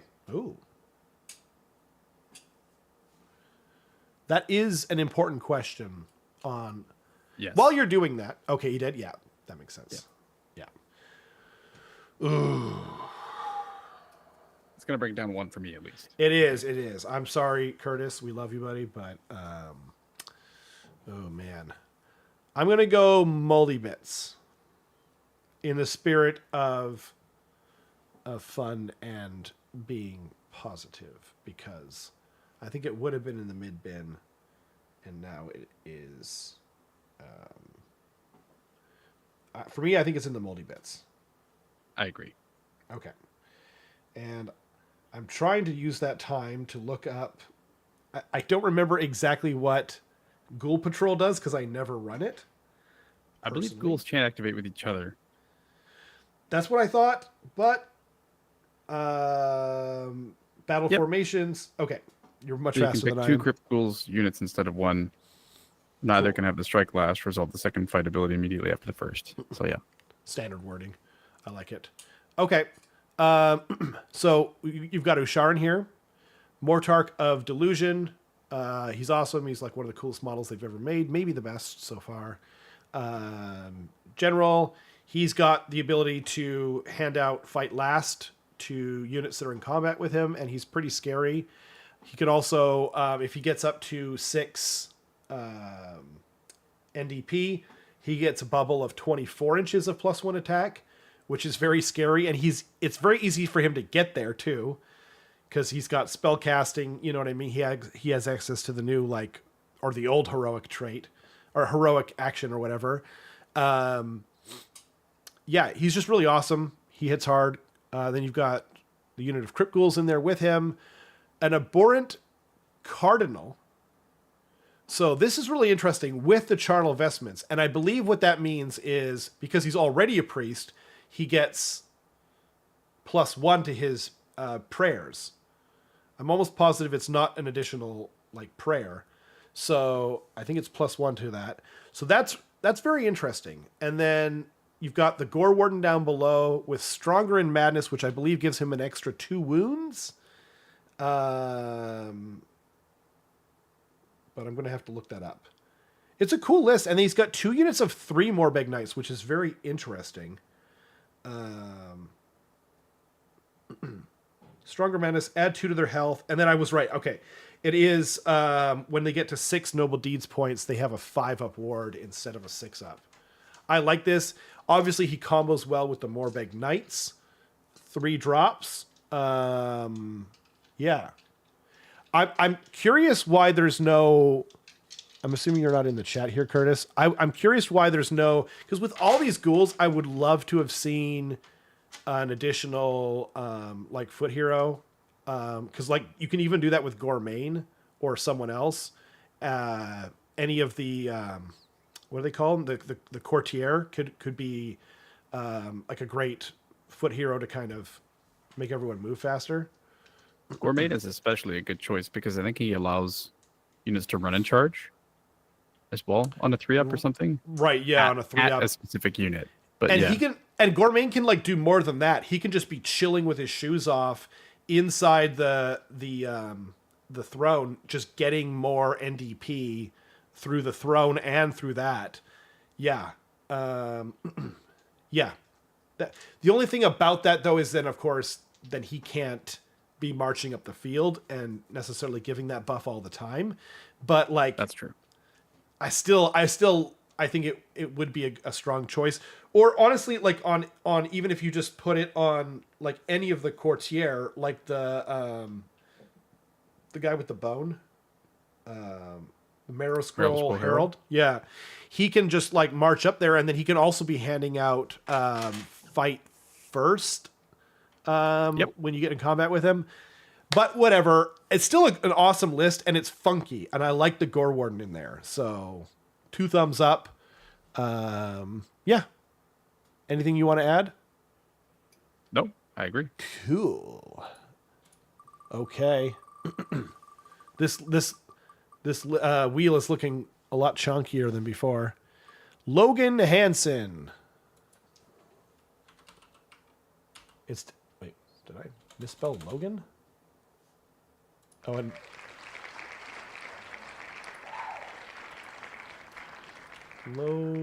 oh, there it is. I don't know. I must have had a typo when I spelled Logan. Okay. It is Stormcast Eternals. And it is 004 Astria's Retirement Party. So Astria is the named character who is part of the, what are they called? Chamber? Sacrosanct? Sacrosanct, thank you. Which is getting retired this summer.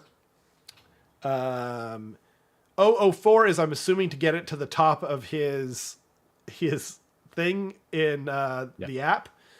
Astria's Retirement Party. It's fun. It's just kind of fun and a little thematic. I don't think we've heard this name before. I'm going to go mid-bin. I agree with that. Okay. I like it. And Logan, I believe it was you that was asking in the chat whether lowest common denominator, poop jokes, etc. on the Discord, which you can join for free. Link in the description below. I believe he was the one asking about whether that gets higher marks, and we did in fact say that that was true. So if you're unhappy with your score, you can see the reasons listed below. If you reuse, you should probably go to the recycling bin. Reduce, doing that. Reduce, recycle, reuse, as they used to say in the 80s and 90s. That's true. So I couldn't think of anything for recover, and now that damn jingle is in my head. Awesome. Okay. I'm sorry, Carson. No worries.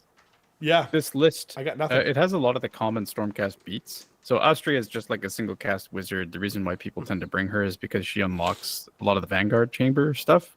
Right. And as you see here, there's a reinforced unit of Paladors with Javelins, a reinforced unit of Long Strikes.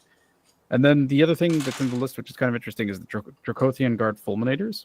And then you'll see that his list is Lightning Echelon, which I believe on a 3-up, you get strike first for an Extremist chamber unit that charged.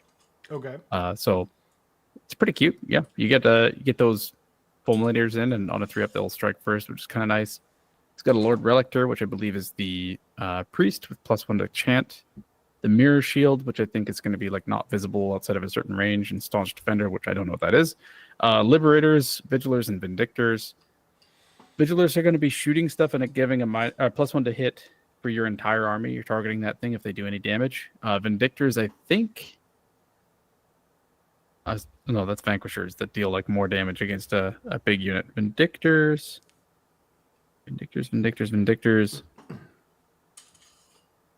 If they did not charge and they're in combat with an enemy unit that charged on a 4-up, they strike first. Okay. And then, yeah. So it's got some fast pieces. It's got some like foot slogging units.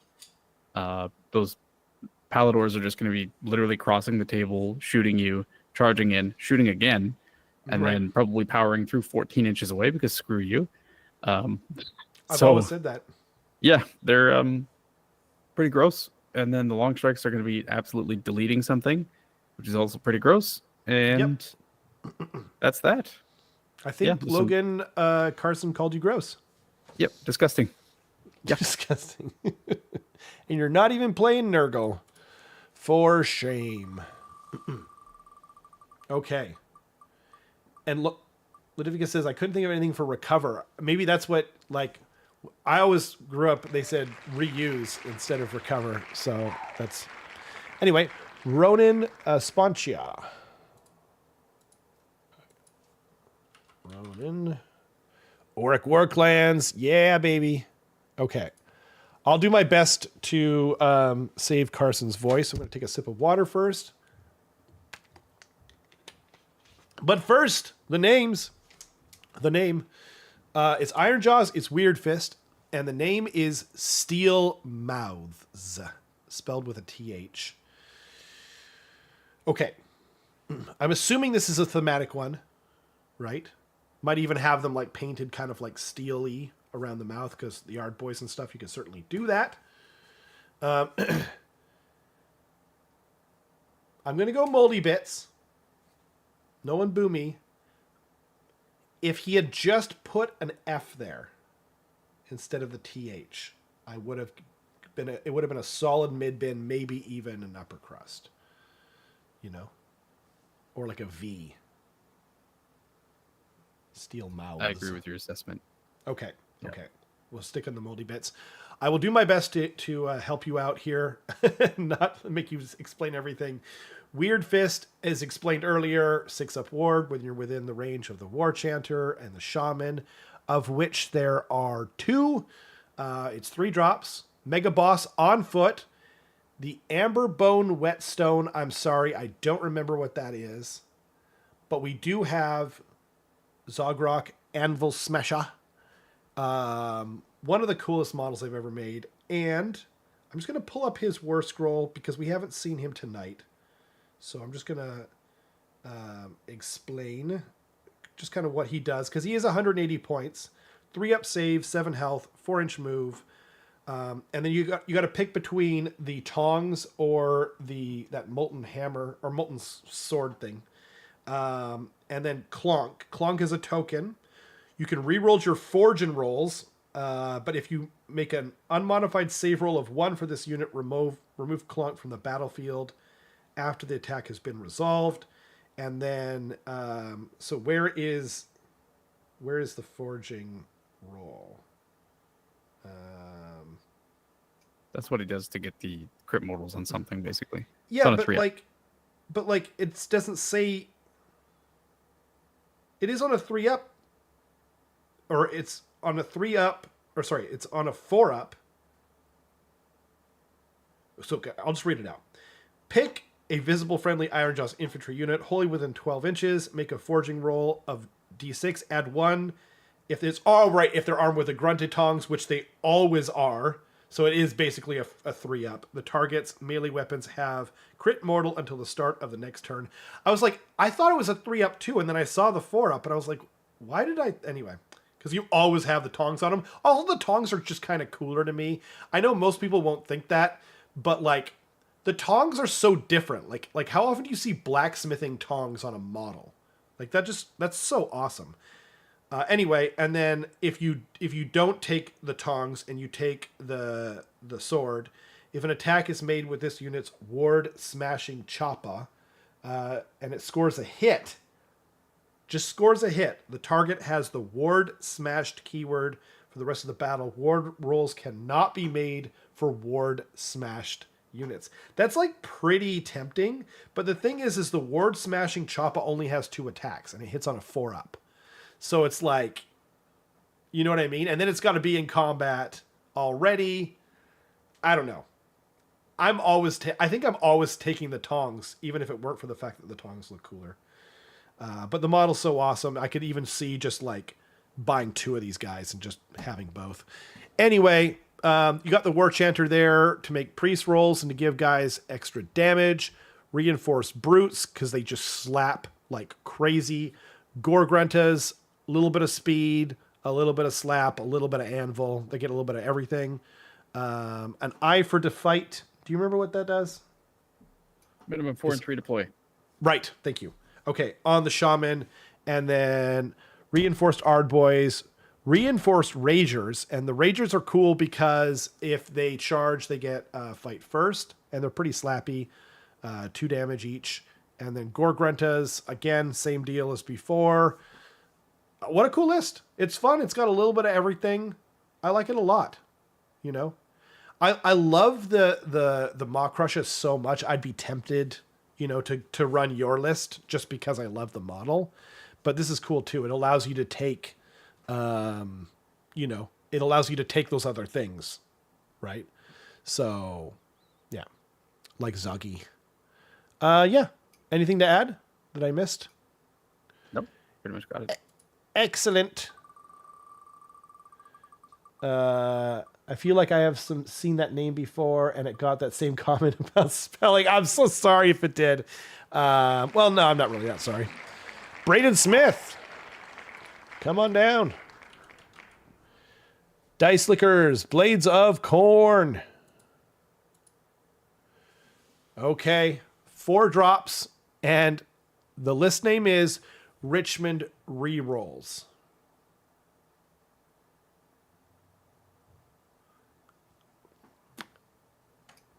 I don't think you understood the assignment. I'm pretty sure. Yeah, like I think it's safe to give that rating.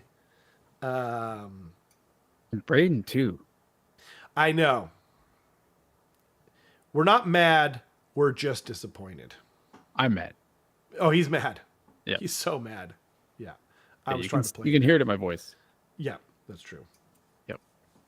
Very tense. Braden is also running Coordinate Legion, which is the chain activate mortal unit with a demon unit, or vice versa, rather.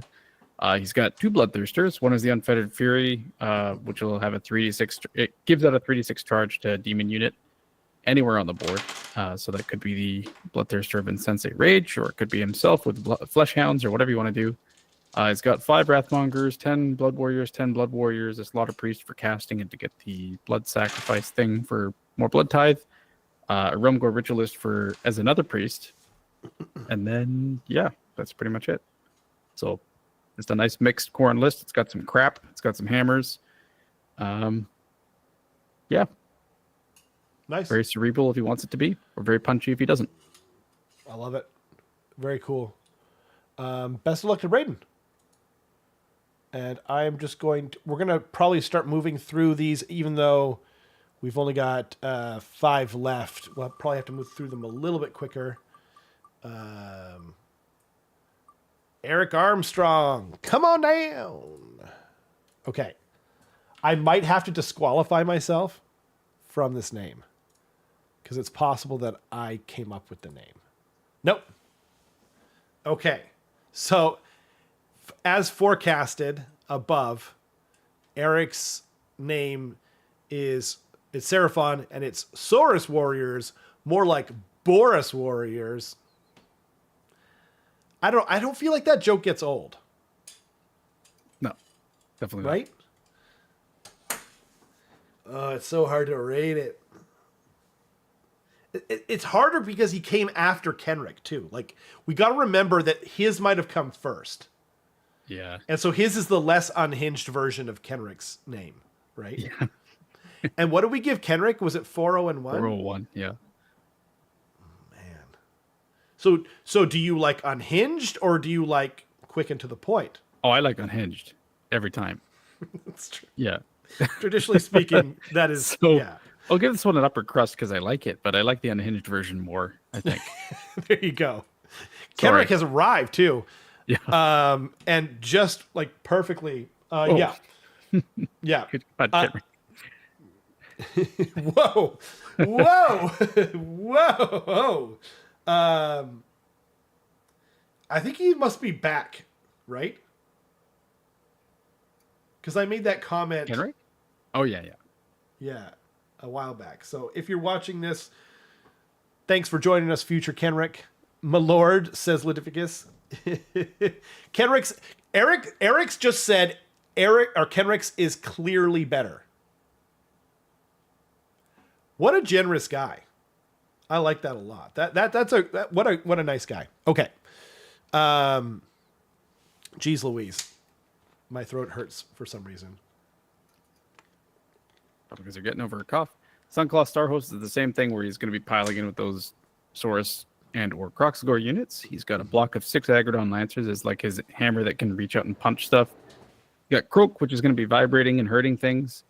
A block of 3 Kroxagor, which is kind of interesting. It's like just enough to threaten a point, but not enough to like go after it as a main hammer. Mm-hmm. He's got 2 packs of those Starstone Bola Hunters of Huanchi, which are just like annoying. They're like the most money unit that's ever been in this damn game. They're so awesome. The funny thing is too is like I always forget they have a 5-up ward. I'm like, why? Like, like wasn't it enough that they get the stupid ability to give you -1 charge dice? There are so many units in this game that are more expensive than that and just do a half of what these guys do. I think I know why they get it. I think it's supposed to be their like fast reactions, like Gene Stealers or something like that. I'm talking lore wise. I'm not talking game wise. But anyway, they're so cool. But yeah. Yeah, exactly. And then he's got the Bastillodon with Arcasotek, which is going to be more mortal wound spam. So yeah, this list is trying to like just chip you down, like win the attrition war essentially, get you into combat with a bunch of really good saves. Croak is going to be blasting mortal wounds out at you. The Arc of Sotek is going to be blasting mortal wounds at you.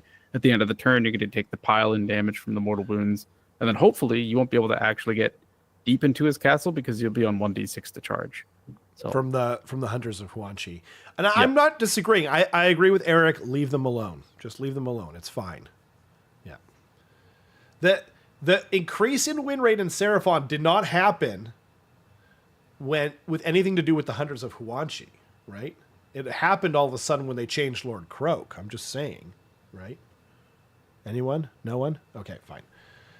Moving right along, I guess, right? I think. Oops.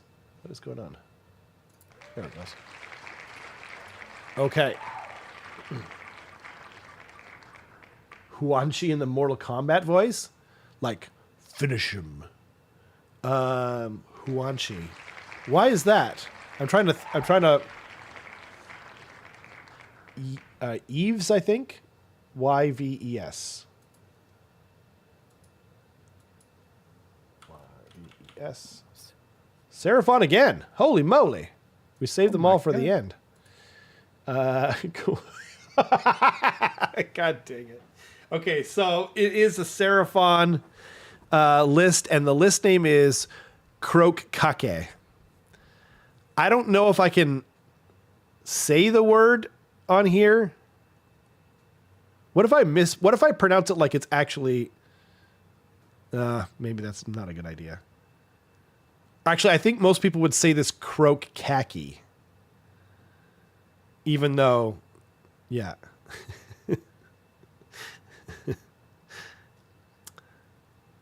Oh, man. How do I... Okay, actually, it doesn't matter. I don't think I need to explain this to anyone. And I'm going to bow out of doing so. It's when you and your friends all get together and spill mayonnaise on one particular friend at the same time. Not necessarily plural. It could just be one sandwich.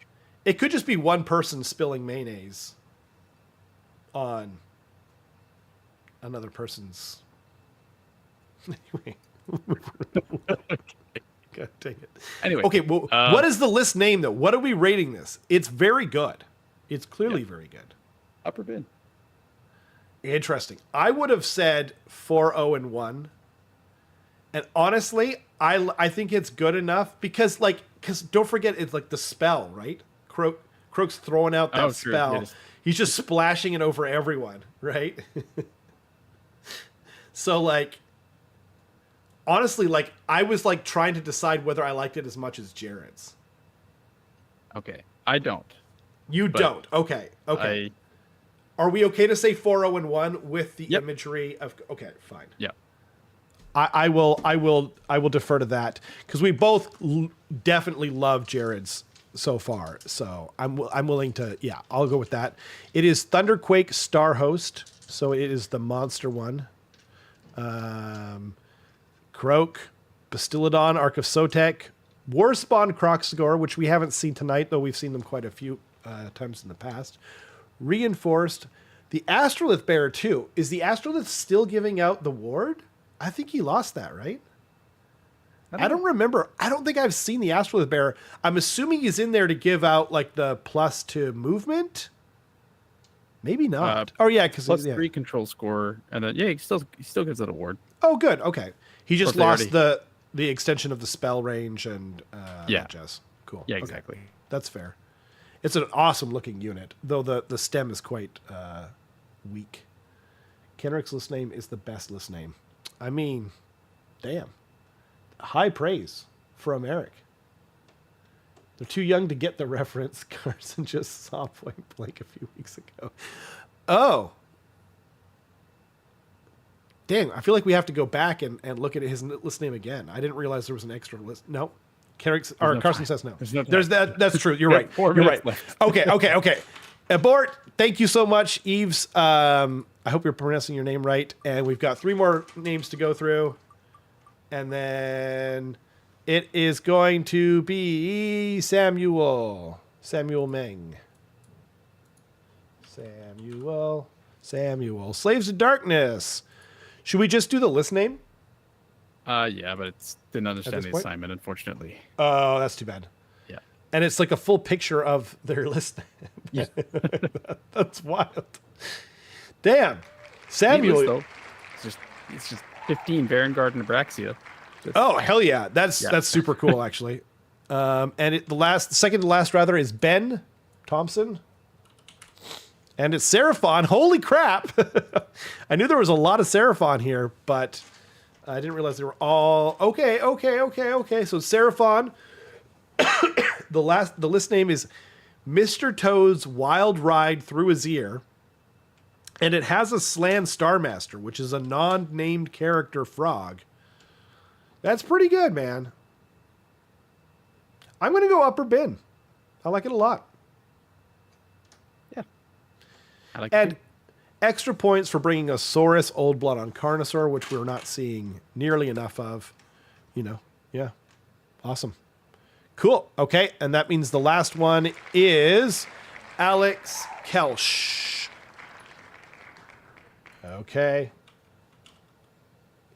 Alex. Ah, Oh no, is it didn't a understand din? it. Oh, Yeah. what a way to go out. Fortress City Defenders. Isn't that like a, or is that the sub-faction? That's a sub-faction, yeah. Oh man, I was hoping that was the like a thematic list name. Didn't understand the assignment, my friend, and there's no way that we can give you, you know, we can't go up from there because you just didn't get it, you know. You Yep. just didn't know what it was about. Fair So- enough. I don't recognize his name, so maybe it's like maybe he's new, right? Yeah. So someone what tell it's like. Alex, if you play him, let him know what the assignment is. Okay?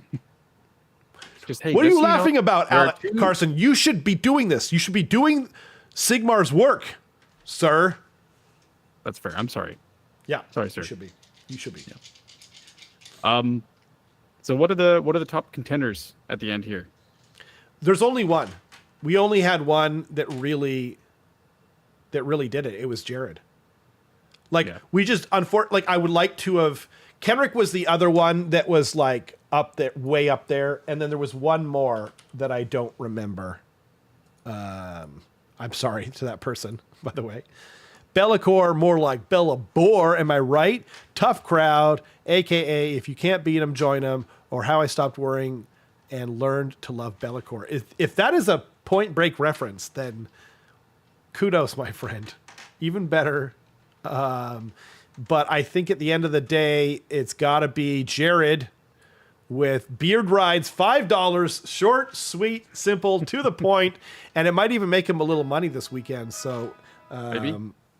yeah. Well, at least making $5 for me. Hey! Hey. Yeah, I mean, honestly, you know, Kenrick's birthday's coming up. Your birthday's coming up. Why don't you both get one on me?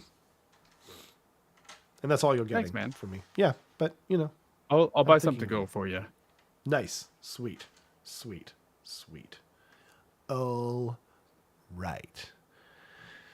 Well, that's it for us, folks. If you got this far, please consider liking and subscribing. Don't forget, Odd Void episode 4 came out today. It is awesome. I am halfway through and really enjoying it as usual. Link in the description below, as is the Discord.